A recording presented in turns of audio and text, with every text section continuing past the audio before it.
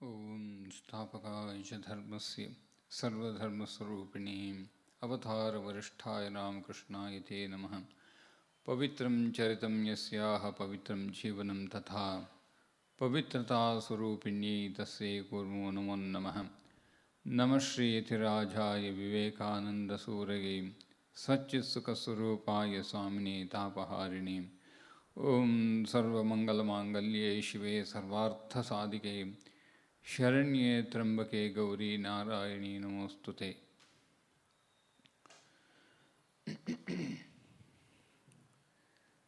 ಈ ಶುಕ್ರವಾರದಲ್ಲಿ ನಾವು ಶ್ರೀರಾಮಕೃಷ್ಣ ಆರಾತ್ರಿಕ ಗಾನಗಳನ್ನು ತೆಗೆದುಕೊಂಡಿದ್ದೀವಿ. ನಮ್ಮ ಒಂದು ವ್ಯವಸ್ಥೆ ಏನಿತ್ತು ಅಂದರೆ ತಿಂಗಳಿನ ಮೊದಲನೇ ಶುಕ್ರವಾರ ಅಂತ, ಅದರ ಕಳೆದ ಶುಕ್ರವಾರ ನಾವು ಊರಲ್ಲಿ ಇರಲಿಲ್ಲ, ಅದರಿಂದ ತೆಗೆದುಕೊಳ್ಳೋಕ್ಕಾಗಲಿಲ್ಲ. ನಾವು ಮೊದಲನೇ ಸ್ತೋತ್ರದ ಮೊದಲನೇ ಚರಣ ಖಂಡನ ಭವಬಂಧನ ಜಗಬಂಧನ ವಂದಿತೋಮಾಯ್ ನಿರಂಜನ ನರರೂಪಧರ ನಿರ್ಗುಣ ಗುಣಮಾಯ್, ಇಷ್ಟನ್ನು ಕಳೆದ ಬಾರಿ ಪೂರ್ತಿ ಅದಕ್ಕೆ ಬೇಕಾದಂಥ ಒಂದಷ್ಟು ವ್ಯಾಖ್ಯಾನವನ್ನು ನೋಡಿದ್ವಿ. ಅದರಲ್ಲಿ ನಾನು ಒಂದು ಭಾಗವನ್ನು ಯಾವುದನ್ನು ಅಂದರೆ ಗ್ರೇಟ್ ಮಾಸ್ಟ್ರಲ್ಲಿ ಒಂದು 4-5 ಸಾಲುಗಳನ್ನು ಓದಿದ್ದೆ. ಇನ್ನೊಂದು ಸಲ ಓದ್ತೇನೆ. What avails it if you have power over the whole of the world, if you have mastered every atom in the universe, that will not make you happy unless you have the power of happiness in yourself. Until you conquered yourself, man is born to conquer nature. ಇಲ್ಲಿ ಸ್ವಾಮೀಜಿ ಜಗತ್ತಿನಲ್ಲಿ ಇರ್ತಕ್ಕಂಥ ಪ್ರತಿಯೊಂದು ಅಣುವನ್ನೂ ಕೂಡ ನೀವು ಗೆದ್ದರೂ ನಿಮ್ಮನ್ನು ನೀವು ಅಥವಾ ನಮ್ಮನ್ನು ನಾವು ಗೆಲ್ಲದಿದ್ದರೆ ಆನಂದ ಇರ್ತಕ್ಕಂಥದ್ದು ಒಳಗೆ. ಅದಕ್ಕೆ Swamiji the power of happiness in your self. ಯಾವಾಗ ಅಲ್ಲಿವರೆಗೂ ಅರಿಯಲ್ವೋ, ನಮ್ಮನ್ನು ನಾವು ಗೆಲ್ಲಲ್ವೋ, ಪ್ರಕೃತಿಯನ್ನು ಗೆಲ್ಲುವುದು. ಅದಕ್ಕೆ ಸ್ವಾಮೀಜಿ ಹೇಳ್ತಾರೆ man is born to conquer nature. ಇಲ್ಲಿ ಸ್ವಾಮೀಜಿ ಪದ ಉಪಯೋಗಿಸ್ಬೇಕು. ಮ್ಯಾನ್ ಮೇ ಗೆಲ್ಲಬಹುದು, ಅಥವಾ ಏನು ಹುಟ್ಟಿದ್ದೇ ಮನುಷ್ಯ ಹುಟ್ಟಿದ್ದೇ ಪ್ರಕೃತಿಯನ್ನು ಗೆಲ್ಲಲಿಕ್ಕೆ. Man is born to conquer nature. ಇಲ್ಲಿ ಇದನ್ನೇ ಕೊಡ್ತಾ ಇಲ್ಲ ಸ್ವಾಮೀಜಿ. ಯಾವ ಒಂದು ಮಾಡ್ಕೋಬೋದು, ಆಗಬಹುದು, ಇರಬಹುದು, ಈ ಯಾವ ಒಂದು ಅರ್ಥವೂ ಇಲ್ಲ. ಅದಕ್ಕೆ ಈಸ್ ಅಲ್ಲಿ ಎಷ್ಟು ಡೆಫಿನೆಟ್ ಆರ್ಟಿಕಲ್ ಹೇಳ್ತಾ ಇದ್ದಾರೆ ಸ್ವಾಮೀಜಿ ಅಂದರೆ man is born to conquer nature. ನಾವು ಹುಟ್ಟಿರೋದೇ ಪ್ರಕೃತಿಯನ್ನು ಗೆಲ್ಲಲಿಕ್ಕೆ. ಅದಕ್ಕೆ ಇದನ್ನು, ಈ ಪ್ರಕೃತಿಯನ್ನು ಗೆಲ್ಲುವುದು ನಮಗೆ. ಅದಾದಮೇಲೆ ಶ್ರೀರಾಮಕೃಷ್ಣ ಜೀವನವನ್ನು ತೆಗೆದುಕೊಂಡು ಹೋಗ್ತಾರೆ. ಮೈ ಮಾಸ್ಟ್ರಲ್ಲಿ ಸ್ವಾಮೀಜಿ ಇದು ಇಂಟ್ರಡಕ್ಷನ್ ಶುರು ಮಾಡ್ತಾರಲ್ಲ, ಅದಕ್ಕೆ ಇದು ಬಹಳ ಮುಖ್ಯ. Man is Born. ನಾನು ಕಳೆದ ಬಾರಿ ಈ ಕೊನೆಯಲ್ಲಿ ಉಪನ್ಯಾಸ ಕೊನೆ ಭಾಗದಲ್ಲಿ ಇದನ್ನು ನಾನು ಹೇಳಿದೆ. ಅದು ವರ್ಣನೆ ಮಾಡಲಿಕ್ಕೆ ಸಮಯದ ಅವಕಾಶ ಇರಲಿಲ್ಲ. ಅದಕ್ಕೆ ಇದು ನೆನಪಿಟ್ಕೋಬೇಕು. Man is born to conquer nature. ಈ ನರರೂಪಧರ ಇದನ್ನು ವರ್ಣನೆಯನ್ನು ಮಾಡಬೇಕಾದ್ರೆ ನಾವೇನು ಅರ್ಥ ನೋಡಿದ್ವಿ, ಶರೀರ ನರ ಅಥವಾ ರೂಪ ನರ, ಒಳಗಡೆ ಕಾಳಿ ಒಂದು ಭಾಗ. ನೀ ಕಾಳಿನೇ ಅಂತ ಹೇಳೋಕ್ಕಾಗಲ್ಲ, ಯಾಕಂದರೆ ಭಾವಸಾಗರ ಇದೆಲ್ಲ ಅವನು. ಆದ್ದರಿಂದ ಶ್ರೀರಾಮಕೃಷ್ಣರು ನೋಡಲಿಕ್ಕೆ ರೂಪ ನರವಾಗಿದೆ. ನರ ಅಂದರೆ ಮನುಷ್ಯನ ಶರೀರ. ಆದರೆ ಒಳಗಡೆ ಆಂತರ್ಯದಲ್ಲಿ ಅಡಕವಾಗಿರುವುದು ಎಲ್ಲವೂ ಕೂಡ ಕಾಳಿಮಯ. ಅದಕ್ಕೆ ನರರೂಪಧರ ನಿರ್ಗುಣ ಗುಣಮಯ. ನರೇಂದ್ರ ಹೇಳ್ತಾನಲ್ಲ, ಅದನ್ನು ಹೇಳಿ ನಾನು ನಿಲ್ಲಿಸಿದ್ದೆ. ಅಲ್ಲಿಂದನೇ ಮತ್ತೆ ಮುಂದುವರ್ಸೋಣ. ಕಾಶಿಪುರ ಗಾರ್ಡನ್ ಹೌಸಲ್ಲಿ ಕೊನೆಯ ದಿವಸ, ಈ ಕೊನೆಯ ಹಂತಗಳು, ಶ್ರೀರಾಮಕೃಷ್ಣ ಶರೀರ ಬಿಡುವ ಕೊನೆಯ ದಿನಗಳು. ಸೋಮ ಅಲ್ಲೆಲ್ಲ ಲೈಟ್ ಆನ್ಬಿಡು. ಕತ್ಲೆಯಲ್ಲಿ ಕೂತ್ಕೊಂಡು ಧ್ಯಾನ ಅವ್ರಿಗೆ ಹೇಗಾಗುತ್ತೋ ಗೊತ್ತಿಲ್ಲ.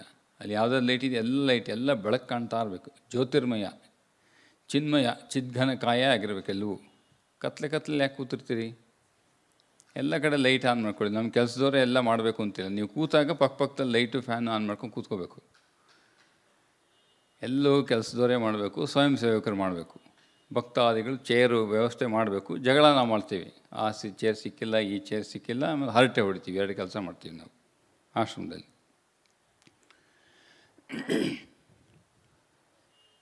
ನರೇಂದ್ರ ಕಾಶಿಪುರ ಗಾರ್ಡನ್ ಶ್ರೀರಾಮಕೃಷ್ಣರು ಏನು ಹೇಳ್ತಾರೆ, ಎಲ್ಲವೂ ಇಲ್ಲಿಂದ ಬಂದಿದ್ದು ಅಂತ ಪರಮಹಂಸ ಹೇಳ್ತಾರೆ. ಅದಕ್ಕೆ ಶ್ರೀರಾಮಕೃಷ್ಣರು ನರೇಂದ್ರನ್ ಇದು ಮಾತು ಹೇಳಿದ ಮೇಲೆ ನರೇಂದ್ರನ್ ಕೇಳ್ತಾರೆ, ನೀನೇನು ಅರ್ಥ ಮಾಡಿಕೊಂಡೆ ಹೇಳು. ಅದಕ್ಕೆ ನರೇಂದ್ರ ಏನು ಹೇಳ್ಕೊಂಡ, ಮಹಾಶಯರೇ ಅರ್ಥವಾಯಿತು, ಈ ವ್ಯಕ್ತವಾದ ಪ್ರಪಂಚವು ಎಲ್ಲವೂ ನಿಮ್ಮಿಂದ ಬಂದದ್ದು. ಪರಮಹಂಸರು ಹಾಗೇನು ಹೇಳಲಿಲ್ಲ. ಪರಮಹಂಸ ಹೇಳಿದ್ದು ಎಲ್ಲವೂ ಇದರಿಂದಲೇ ಬಂದದ್ದು ಅಂತ ಹೇಳಿದರು. ಆಮೇಲೆ ನರೇಂದ್ರನ್ ಕೇಳಿದ್ದಕ್ಕೆ ನೀನೇನು ಅರ್ಥ ಮಾಡಿಕೊಂಡೆ ಹೇಳು ಅಂತ ಹೇಳಿದ್ದಕ್ಕೆ ನರೇಂದ್ರ ಕೊಡುವ ವ್ಯಾಖ್ಯಾನ ಇದು. ನರೇಂದ್ರ ಹೇಳ್ತಾನೆ, ಮಹಾಶಯರೇ ಅರ್ಥ ಮಾಡಿಕೊಂಡೆ. ನರೇಂದ್ರ ಅಷ್ಟು ಸಲೀಸಾಗ ಒಪ್ಕೊಳ್ಳೋನಲ್ಲ. ಆದರೆ ನರೇಂದ್ರ ಹೇಳ್ತಾನೆ, ಮಹಾಶಯರೇ ಅರ್ಥವಾಯಿತು, ಈ ವ್ಯಕ್ತವಾದ ಪ್ರಪಂಚವು ಎಲ್ಲವೂ ನಿಮ್ಮಿಂದಲೇ ಬಂದಿರುವುದು. ಅದಕ್ಕೆ ಅವನು ನರರೂಪಧರ, ಅದಕ್ಕೆ ರೂಪ ಮಾತ್ರ ನರವಾಗಿ ಕಾಣ್ತಾ ಇದೆ. ಅವನು ನಿರ್ಗುಣ ನಿರಂಜನ ಗುಣಮಯ ಅವನು. ಅದಕ್ಕೆ ಇನ್ನೊಂದು ಪದವು ಇಲ್ಲಿ ಅಲ್ಲಿ ಜಗವಂದನ ಅಂತ. ಅದು ಬಹುಶಃ ಸಾಧಾರಣ ಅರ್ಥದಲ್ಲಿ ನಾವೇನಾದರೂ ಅರ್ಥೈಸಬಹುದು ಅಂತಂದರೆ, ಈಗ ನೋಡಿ, ಈ ಸಾಯಂ ಸಂಧ್ಯಾ ಆರತಿ ಇಡೀ ಜಗತ್ತಲ್ಲಿ ಎಷ್ಟೋ, ಕೇವಲ ರಾಮಕೃಷ್ಣ ಮಠ ಅಲ್ಲ, ಶ್ರೀರಾಮಕೃಷ್ಣ ಪರಂಪರೆಗೆ ಬಂದಂಥ ಪ್ರತಿಯೊಬ್ಬ ವ್ಯಕ್ತಿಯೂ ಕೂಡ ಸಂಜೆ ಆಗ್ತಾ ಇದ್ದಂಗೆ ಎಲ್ಲರೂ ಅವರವ್ರ ರೀತಿಯಲ್ಲಿ ಖಂಡನ ಭವಬಂಧನ ಹೇಳಿ ಪರಮಹಂಸರಿಗೆ ಆರಾತ್ರಿಕವನ್ನು ಸಲ್ಲಿಸ್ತಾರೆ. ಆದ್ದರಿಂದ ಆ ದೃಷ್ಟಿಯಿಂದ ನಮ್ಗೆ ಈಗಿನ ಒಂದು ಲೌಕಿಕ ದೃಷ್ಟಿಯಿಂದಲೂ ನಾವು ಹೇಳ್ಬೋದು ಜಗವಂದನ ಅಂತ. ಈಗ ಮುಂದಿನ ಸಾಲಿಗೆ ಬರೋಣ. ಮೋಚನ ಆಗ ದೂಷಣ ಜಗಭೂಷಣ ಚಿದ್ಘನ ಕಾಯ್ ಜ್ಞಾನಾಂಜನ ವಿಮಲ ನಯನ ವೀಕ್ಷಣೆ ಮೊಹಜಾಯ್. ಮೊದಲನೇ ಎರಡು ಪದ ಮೋಚನ ಅಘದೂಷಣ. ಅಘ ಅಂತಂದರೆ ಪಾಪ ಅಂತ, ದೂಷಣ ಅಂದರೆ ದೋಷಹಾರಿ. ಅಂದರೆ ಮೋಚನ ಅಘದೂಷಣ ಎರಡನ್ನೂ ಸೇರಿಸ್ಕೋಬೇಕು ಅಂತ ಹೇಳಿದರೆ ಘೋರವಾದ ಪಾಪಗಳನ್ನು ಕೂಡ ವಿಮೋಚನೆಯನ್ನು ಮಾಡುವವನು ಅಂತ. ಆಮೇಲೆ ಜಗಭೂಷಣ ಪ್ರತ್ಯೇಕ ಪದ, ಚಿದ್ಘನಕಾಯ್ ಪ್ರತ್ಯೇಕ ಪದ, ಅದು ಜ್ಞಾನಾಂಜನ ವಿಮಲನಯನ ವೀಕ್ಷಣೆ ಮೋಹಜಾಯ್ ಒಂದೇ ಪದವಾಗಿ ಸ್ವೀಕರಿಸಬಹುದು.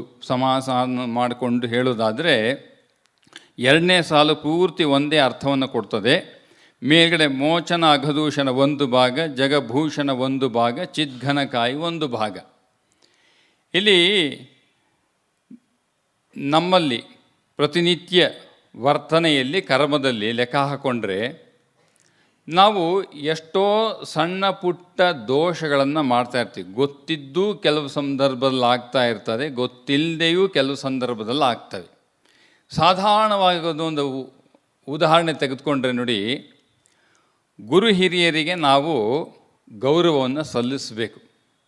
ಅವರು ಹೇಗಾದರೂ ಇರಲಿ, ಅವರ ಚಾರಿತ್ರ್ಯ ಹೇಗಾದರೂ ಇರಲಿ, ಅದು ಸೆಕೆಂಡ್ರಿ, ಅದು ಎರಡನೇ ಸ್ಥಾನ.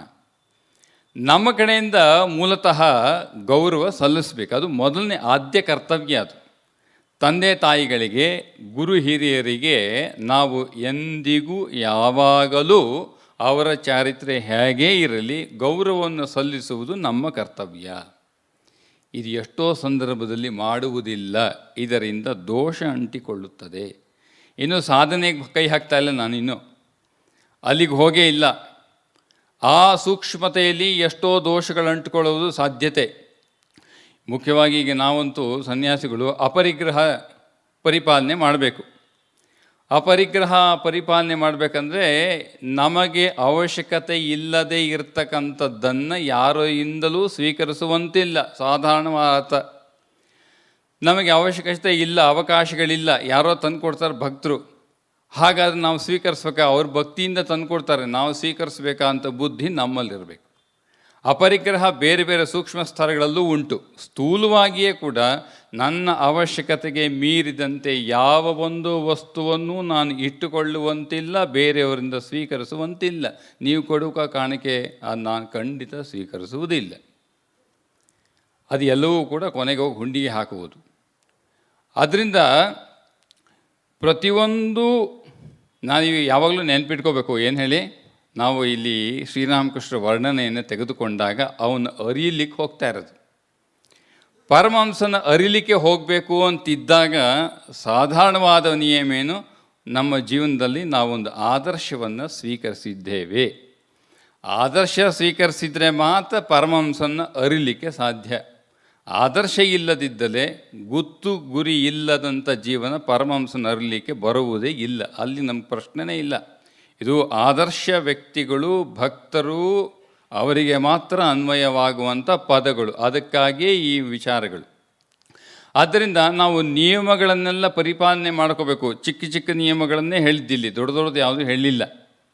ಆ ನಿಯಮಗಳನ್ನು ಪರಿಪಾಲನೆ ಮಾಡಬೇಕಾದ್ರೆ ನಾವು ಎಲ್ಲೆಲ್ಲಿ ಆ ನಿಯಮ ಪರಿಪಾಲನೆ ಮಾಡಲಿಕ್ಕೆ ಸಾಧ್ಯವಾಗುವುದಿಲ್ವೋ, ವೈಯಕ್ತಿಕ ದೋಷಗಳಿಂದ ಸಮಾಜದಲ್ಲಿ ಕೆಲವು ಆರೋಪ ಮಾಡಿಕೊಂಡು ಅವರಿಗಾಗಿ ಕೆಲವು ದೋಷಗಳು ಆಗ್ತವೆ. ಈಗೆಲ್ಲೋ ಒಂದು ಸಮಾಜದಲ್ಲಿ ಒಂದು ಆಫೀಸ್ನಲ್ಲಿ ಕೆಲಸ ಮಾಡ್ತಿರ್ತೀರಿ, ನಿಮ್ಮ ಆದರ್ಶಕ್ಕೆ ವಿರುದ್ಧವಾಗಿ ಪ್ರತಿಯೊಂದು ಪರಿಸ್ಥಿತಿ ನಿರ್ಮಾಣ ಆಗಿರುತ್ತೆ. ಎಷ್ಟೋ ಸಂದರ್ಭದಲ್ಲಿ ನಾವು ಹತಾಶರಾಗಿ ನಮ್ಮ ಆದರ್ಶಗಳನ್ನ ಕೈ ಬಿಡ್ತೇವೆ. ದೋಷ ಅಂಟಿಕೊಂಡಿತು. ಆಹಾರ ಶುದ್ಧತೆ ಇರಬೇಕು ಅಂತ ಹೇಳ್ತಾರೆ. ಈ ಮಠ ನಡೆಸಬೇಕಾದ್ರೆ ಭಕ್ತರಿಂದ ಬರುವ ಹಣದಿಂದ, ಸಮಾಜದಿಂದ ಬರುವಂಥ ಹಣದಿಂದ ಮಠ ನಡೆಯುವುದು. ಮಠದಲ್ಲಿರ್ತಕ್ಕಂಥ ಸನ್ಯಾಸಿಗಳು ಅಲ್ಲಿ ಬರ್ತಕ್ಕಂಥ ಆಹಾರವನ್ನು ಸ್ವೀಕರಿಸುವಂಥದ್ದು. ಈ ಆಹಾರ ಶುದ್ಧಿ ಇಲ್ಲದಿದ್ದರೆ ಮನಸ್ಸು ಶುದ್ಧಿ ಉಂಟಾಗೋಕ್ಕೆ ಸಾಧ್ಯವೇ ಇಲ್ಲ. ಅದಕ್ಕಾಗಿ ನಿಯಮ ಮಠಗಳಲ್ಲಿ ಏನಿರಬೇಕು, ಬಂದಂಥ ಪ್ರತಿಯೊಂದು ಆಹಾರವನ್ನು, ಅಂದರೆ ಏನು ಅಡುಗೆಯನ್ನು ಮಾಡ್ತಿರೋ ಇರ್ತಕ್ಕಂಥ ದೇವನಿಗೆ ನೈವೇದ್ಯ ಮಾಡಿ ನಂತರ ಸ್ವೀಕಾರ, ಎಲ್ಲವನ್ನೂ ಶೋಧಿಸಿ ಹೇಗೆ ಅರ್ಥ ಮಾಡ್ಕೊಳ್ಳುವುದು. ಕೊಡುವ ಹಣವು ಎಲ್ಲವೂ ಶುದ್ಧವಾಗಿಯೇ ಬರ್ತದೆ ಅಂತ ನಾವು ಹೇಗೆ ಭಕ್ತರಿಂದ ಹೋಗ್ಲಿಕ್ಕಾಗ್ತದೆ? ಇವನು ಕೊಟ್ಟಂಥ ಹಣ ಶುದ್ಧವಾಗಿದೆ ಅಂತ ಯಾವ ರೀತಿ ಹೇಳುವುದು? ಒಂದು ಹಾಲು ಕುಡಿಬೇಕಾದ್ರೆ ಒಂದು ನಿಯಮ ಇದೆ. ಮೀಮಾಂಸೆಯಲ್ಲಿ ಒಂದು ನಿಯಮ ಇದೆ. ಏನು ಅಂತಂದರೆ, ಯಾವಾಗ ಕರು ಸಂಪೂರ್ಣವಾಗಿ ಕುಡಿದು ಇನ್ನು ಕೊನೆ ಎಲ್ಲ ಕರು ಕುಡಿದು ಇನ್ನು ಕರುವಿಗೆ ಹಾಲು ಬೇಡ ಅಂಥೇಳಿ ಇನ್ನೇನು ಹಾಲು ಮಿಕ್ಕಿದೆಯೋ ಆ ಹಾಲು ಮಾತ್ರ ಕರೆದಾಗ ಅದು ಆಹಾರ ಶುದ್ಧಿ ಆಗ್ತದೆ. ಅದು ಏನು, ಆ ಹಸುವಿನ ಪರ್ಮಿಷನ್, ಕರುವಿನ ಪರ್ಮಿಷನ್ ಅವರು ನಮಗೆ ಕೊಟ್ಟ ನಂತರ ಏನು ಹಾಲು ಬರ್ತದೋ ಅದು ಮಾತ್ರ ಶುದ್ಧಿ. KMF ಹಾಲು ಕುಡಿದ್ರೆ ಶುದ್ಧಿ ಆಗುತ್ತೆ ಅಂತ ಗ್ಯಾರಂಟಿ ಇಲ್ಲ. ತುಂಬ ನಿಯಮ ಇದೆ ಇದೆಲ್ಲ. ಆದ್ದರಿಂದ ಇದು ಈ ಥರ ಎಲ್ಲ ನಾವು ಎಷ್ಟು ನಿಯಮಗಳಿರ್ತವೆ, ಮನಸ್ಸು ಸೂಕ್ಷ್ಮ ಆಗ್ತಾ ಇದ್ದಂಗೆ ಪ್ರತಿಯೊಂದೂ ಕೂಡ ಮನಸ್ಸಿಗೆ ಹೋರಾಟ ಪ್ರಾರಂಭ ಆಗುತ್ತೆ. ಹಾಗಾದರೆ ಶುದ್ಧಿ ಆಗಿರುವುದು ಹೇಗೆ, ಶುದ್ಧನಾಗುವುದು ಹೇಗೆ? ಹೀಗೆ ಸಾಧಾರಣವಾದ ನಿಯಮಗಳಲ್ಲೇ ನಮಗೆ ದೋಷ ಅಂಟಿಕೊಂಡಾಗ ಕೊನೆಗೆ ನಿವಾರಿಸುವವರು ಯಾರು? ನಮ್ಮ ಬುದ್ಧಿಯನ್ನು ಉಪಯೋಗಿಸಿ ಎಷ್ಟು ಸಾಧ್ಯವೋ ಈಗಿನ ಸಮಾಜದಲ್ಲಿ ನಾವು ನಮ್ಮ ಎಚ್ಚರ ಮನಸ್ಸಿನಲ್ಲಿ ಕೆಲವು ನಿಯಮಗಳನ್ನು ಪರಿಪಾಲನೆ ಮಾಡಿಕೊಂಡು ಹೋಗಬಹುದು. ಎಲ್ಲಿ ತಪ್ಪೇನೋ ಆಗ ಏನು ಹೇಳಬೇಕು, ಮೋಚನ ಅಗದೂಷಣ, ಶರಣಾಗ್ಬಿಡುತ್ತೆ. ಎಷ್ಟು ಸಾಧ್ಯವೋ ಅಷ್ಟು ನಾನು ಪ್ರಯತ್ನ ಪಡ್ತೇನೆ. ಈಗ ಬ್ರಹ್ಮಹತ್ಯೆ ದೋಷೆ, ಭ್ರೂಣಹತ್ಯೆ ದೋಷೆ ಅದೆಲ್ಲ ಮಹಾದೋಷ. ಅಲ್ಲಿಂದ ಪುನರ್ಜನ್ಮಗಳು ಉಂಟಾಗ್ತದೆ, ನರಕಾದಿಗಳಿಗೆ ಹೋಗ್ತಾರೆ ಅಂತ ನಮ್ಮ ಶಾಸ್ತ್ರ ಹೇಳ್ತದೆ. ಅಲ್ಲಿವರೆಗೂ ನಾವೀಗ ಹೋಗಿಲ್ಲ. ನಿತ್ಯ ಜೀವನದಲ್ಲೇ ಎಷ್ಟೋ ಹೀಗೆ ನಾನು ಹೇಳಿದಲ್ಲ, ಗುರು ಹಿರಿಯರಿಗೆ ಆಹಾರ ಶುದ್ಧತೆಯಲ್ಲಿ, ನಮ್ಮ ಬಟ್ಟೆ ಬರಿನಲ್ಲಿ, ನಮ್ಮ ಮನಸ್ಸಿನಲ್ಲಿ ಆಸೆ ಆಕಾಂಕ್ಷೆಗಳು, ಇದನ್ನೇ ಸ್ವೀಕಾರ ಮಾಡಿದಾಗ ಹೆಜ್ಜೆಗಳಲ್ಲಿ ಎಷ್ಟೋ ದೋಷಗಳು ಉಂಟಾಗ್ತದೆ. ಯಾರ್ಯಾರು ಭಗವಂತನಿಗೆ ನಮಸ್ಕಾರ ಮಾಡ್ಬೇಕಾರೆ, ಸ್ವಾಮಿಗಳಿಗೆ ನಮಸ್ಕಾರ ಮಾಡ್ಬೇಕಾರೆ ಏನೇನು ಆಸೆ ಇಟ್ಕೊಂಡು ನಮಸ್ಕಾರ ಮಾಡ್ತೀವಿ ಹೇಳುವವರು ಯಾರು? ಅವರಿಗೆ ಗೊತ್ತು, ಭಗವಂತನಿಗೆ ಗೊತ್ತಿರ್ತದೆ. ಆದ್ದರಿಂದ ಇದನ್ನೆಲ್ಲ ಒಂದೊಂದು ಹೆಜ್ಜೆನಲ್ಲೂ ದೋಷ ಅಂಟಿಕೊಳ್ತದೆ. ಇದಕ್ಕೆ ಈ ಎಸ್ಕೇಪ್ ಇಲ್ಲ, ಅರ್ಥ ಮಾಡ್ಕೊಂಬಿಡಿ, ನೋ ಎಸ್ಕೇಪ್. ಆದ್ದರಿಂದ ಹೀಗೆಲ್ಲ ಆದಾಗ ಅದಕ್ಕೆ ಇದು ಮೋಚನ ಅಗದೂಷಣ, ಅವನೇ ಬರಬೇಕು. ಅವನು ಬರದಿದ್ದರೆ ಸಾಧ್ಯ. ಈಗ ನಾನು ಹೇಳಿದ್ರೆ, ಈಗ ಮಠಕ್ಕೆ ಬಂದು ಇಷ್ಟು ತಿಳಿದ ಮೇಲೆ ನಾವು ಸರಿ ಮಾಡ್ಕೊಳ್ಳೋಕೆ ಹೋಗ್ತೇವೆ. ಯಾವುದಾದ್ರೂ ರೀತಿ, ಅಧ್ಯಯನ ರೀತಿ, ಭಜನೆ ರೀತಿ, ಪ್ರಾರ್ಥನೆ ರೀತಿ, ಜಪದ ಮೂಲಕ ಹೀಗೆ ನಮ್ಮ ಗುರುಗಳು ಯಾರ್ಯಾರೋ ಬಂದು ಹೇಳಿರ್ತಾರೆ, ವಚನ ವೇದ ಸಿಕ್ಕಿರುತ್ತೆ, ಈ ರೀತಿಯಾಗಿ ನಮಗೆಲ್ಲ ಸೂಚನೆ ಸಿಕ್ಕಿರುತ್ತೆ. ಅಲ್ಲಿವರೆಗೂ ಆದಂಥದ್ದು ಹಳೆ, ಈಗ ಜನ್ಮಾಂತರವನ್ನು ಒಪ್ಪುವಂಥವ್ರು ಧರ್ಮ ನಮ್ಮದು. ಹಿಂದೆ ಆದಂಥದ್ದು ಇದರ ಲೆಕ್ಕ ಇಟ್ಟವರು ಯಾರು? ಅದಕ್ಕೆ ಈ ಶುದ್ಧ ಬ್ರಹ್ಮ ಪರಾತ್ಪರ ರಾಮ, ಕಾಲಾತ್ಮಕ ಪರಮೇಶ್ವರ ರಾಮ, ಅಲ್ಲಿ ಅವನು ಒಂದು ಮಾತು ಬರ್ತದೆ. ರಾಮನ ಶುದ್ಧ ಬ್ರಹ್ಮ ಹೇಳಬೇಕಾದ್ರೆ ಆದಿಶೇಷನ ಮೇಲೆ ಮಲಗಿರ್ತಾನೆ ವಿಷ್ಣು ಅಂತ ಒಂದು ಪ್ರತೀತಿ ಹೊತ್ತಾನೆ. ಶೇಷ ಅಂದ್ರೇನು? ಮಿಕ್ಕಿದ್ದು ಭಾಗ ಆದಿಶೇಷ, ಅವನ ಮೇಲೆ ವಿಷ್ಣು ಮಲಗಿರ್ತಾನೆ. ಅವನ ಶುದ್ಧ ಬ್ರಹ್ಮ, ಆ ಒಂದು ಶುದ್ಧ ಬ್ರಹ್ಮನಿಂದ ಪರಾತ್ಪರ ರಾಮ ಬಂದದ್ದು. ಶುದ್ಧ ಬ್ರಹ್ಮನಿಂದಲೇ ಈ ರಾಮ ಬಂದದ್ದು ಅಂತ ಅರ್ಥ. ಅವನು ಮಲಗಿರುವುದು ಶುದ್ಧ ಬ್ರಹ್ಮ ವಿಷ್ಣು ರೂಪದಲ್ಲಿ ಮಲಗಿರುವುದೆಲ್ಲಿ? ಆದಿಶೇಷನ ಮೇಲೆ. ಶೇಷ ಅನ್ನೋದಕ್ಕೆ ಅರ್ಥ ಏನು ಹೇಳ್ತಾರೆ ಗೊತ್ತೇನು? ಮಿಕ್ಕಿದ್ದು ಅಂತ. ಯಾವುದು ಮಿಕ್ಕಿದ್ದು? ಈಗ ನನಗೆ ಈ ಜನ್ಮ ಮುಗೀತಪ್ಪ, ನನ್ನ ಕರ್ಮಗಳ ಶೇಷ, ಪ್ರಾರಬ್ಧ ಕರ್ಮಗಳ ಮೂಲಕ ಈ ಜನ್ಮದಲ್ಲಿ ಒಂದಷ್ಟು ನಾನು ಎಲ್ಲ ಖಾಲಿ ಮಾಡಿಕೊಂಡಿದ್ದೇನೆ. ಇನ್ನೂ ತುಂಬ ಬಾಕಿ ಇದೆ, ಶೇಷ. ಆ ಬಾಕಿ ಯಾರು ಲೆಕ್ಕ ಇಡೋದು? ಆದಿಶೇಷ. ಅವನ ಮೇಲೆ ಮಲಗಿರ್ತಾನೆ. ನಮ್ಮ ಶೇಷಗಳನ್ನೆಲ್ಲ ಇಟ್ಕೊಂಡು ಭಗವಂತ ಮಲಗಿರ್ತಾನಂತೆ. ಮುಂದಿನ ಜನ್ಮ ಬಂದಾಗ ಆ ಶೇಷ ತೆಗೆದುಕೊಡ್ತಾನೆ, ಇನ್ನೂ ಅನುಭವಿಸಿದ ಸಾಕಷ್ಟು ಬಾಕಿ ಇದೆ ಅಂತ. ಅದಕ್ಕೆ ಆದಿಶೇಷನ ಮೇಲೆ ಮಲಗಿರುವುದು ಅಂತಂದ್ರೇನು, ನಮ್ಮ ಜನ್ಮಾಂತರಗಳ ಸಂಸ್ಕಾರಗಳನ್ನೆಲ್ಲ ಇಟ್ಕೊಂಡು ಪರಮಾತ್ಮ ಶೇಷ ಭಾಗವನ್ನು ಇಟ್ಕೊಂಡಿರ್ತಾನಂತೆ. ಯಾವುದು ಖಾಲಿಯಾಗಿಲ್ವೋ ಅದು ಅವನ ಹತ್ರ ಇರ್ತದೆ. ಇನ್ನೊಂದು ಜನ್ಮ ಬಂದಾಗ ಕೊಡ್ತಾನೆ, ತಗೋ ನಿಂದೇ ಇದೆ, ಅಲ್ಲ ನಂದು ಯಾವುದೂ ಇಲ್ಲ ಅಂತ. ಅವನು ಮಲಗಿರ್ತಾನೆ ಅಷ್ಟೇ, ಅದ್ರ ಮೇಲೆ ಯಾವುದೋ ಅವನು ಖಾಲಿ ಮಾಡೋದು, ನಾವೇ ಖಾಲಿ ಮಾಡಬೇಕು. ಅದಕ್ಕೆ ಇದೆಲ್ಲ ವ್ಯಕ್ತ ಆಗೋದು ಯಾವಾಗ? ಕರ್ಮದಿಂದ ವ್ಯಕ್ತ ಆದಾಗಲೇ ನಮ್ಮ ಅನುಭವಕ್ಕೆ ಬಂದಿರುತ್ತೆ. ಯಾವುದಕ್ಕೋ ನಾನು ಎಲ್ಲೋ ತಪ್ಪು ಮಾಡಿರ್ಬೋದು, ಅದಕ್ಕಾಗಿ ನಾನು ಅನುಭವಿಸ್ತಾ ಇದ್ದೇನೆ. ಅನುಭವಿಸ್ಬೇಕಾದ್ರೆ ಪ್ರತಿಯೊಬ್ಬರಿಗೂ ಕಷ್ಟವೇ, ಬೇಸರವೇ, ದುಃಖವೇ ಖಂಡಿತ.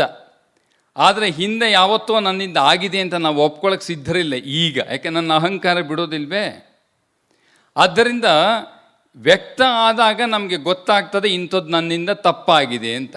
ಅದರಿಂದ ಕರ್ಮವೇ ನಮಗೆ ತೀರ್ಮಾನ ಮಾಡುವುದು, ನಾನು ಮಾಡಿದ್ದೇನು ಅಂತ. ನನ್ನ ಮುಂದೆ ಪ್ರತಿನಿತ್ಯ ಬರುವಂಥ ಒಂದು ಫಲಗಳು ಏನಿದೆಯೋ ಆ ಕರ್ಮದ ಫಲಗಳ ಮೇಲೆ ನನಗೆ ನಿರ್ಧಾರ ಆಗ್ತದೆ ನನ್ನ ಶೇಷಗಳು ಯಾವುದಿದೆ. ಅದಕ್ಕೆ ಹೇಳೋದು, ಸಾಧನೆಗೆ ಇಳಿದಾಗಲೇ ನನ್ನ ಶೇಷಗಳೆಲ್ಲ ಹೊರಗೆ ಬರ್ತದೆ. ಸಾಧಾರಣವಾದ ಒಂದು ಆದರ್ಶ ಇಟ್ಕೊಳ್ಳದೆ ಸಾಧಾರಣವಾದ ಜೀವನ ಎಲ್ಲವೂ ಸುಖಮಯ ಅಂದರೆ ಈ ಜಗತ್ತಿನಲ್ಲಿ ಅಷ್ಟೊಂದು ತಲೆ ಕೆಡಿಸ್ಕೊಳ್ಳೋದು ಏನಿದೆಪ್ಪ?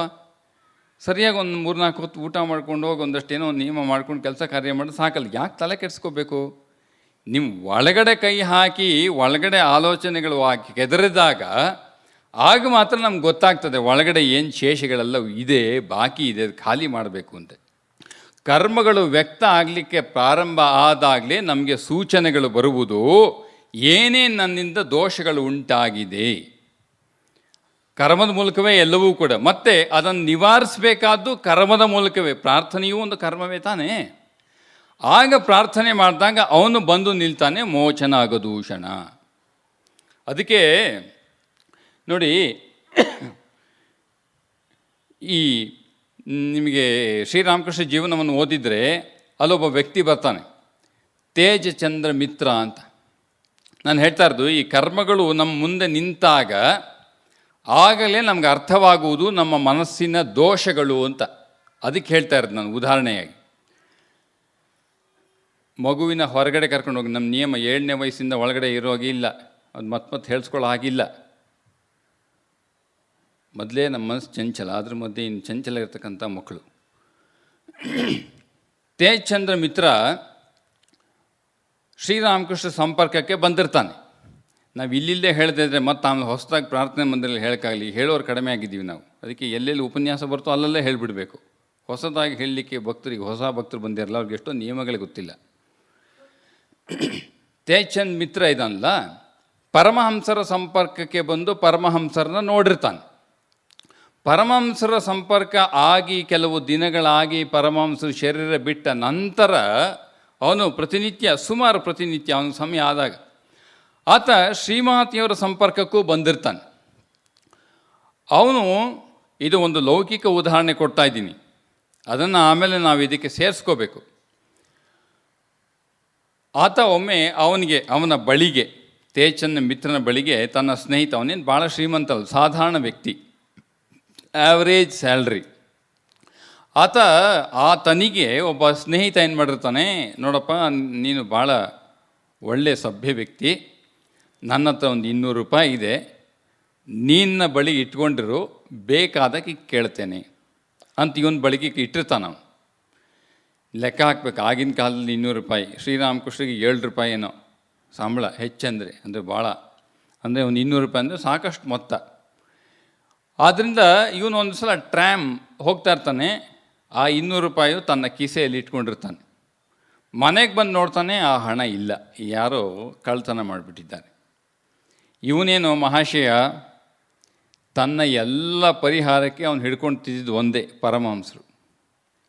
ಲೌಕಿಕವಾಗಲಿ ಅಲೌಕಿಕವಾಗಲಿ ಅವನಿಗೆ ಪರಿಹಾರ ಸಿಕ್ಕುವುದು ಪರಮಹಂಸರ ಬಳಿಗೆ ಮಾತ್ರ.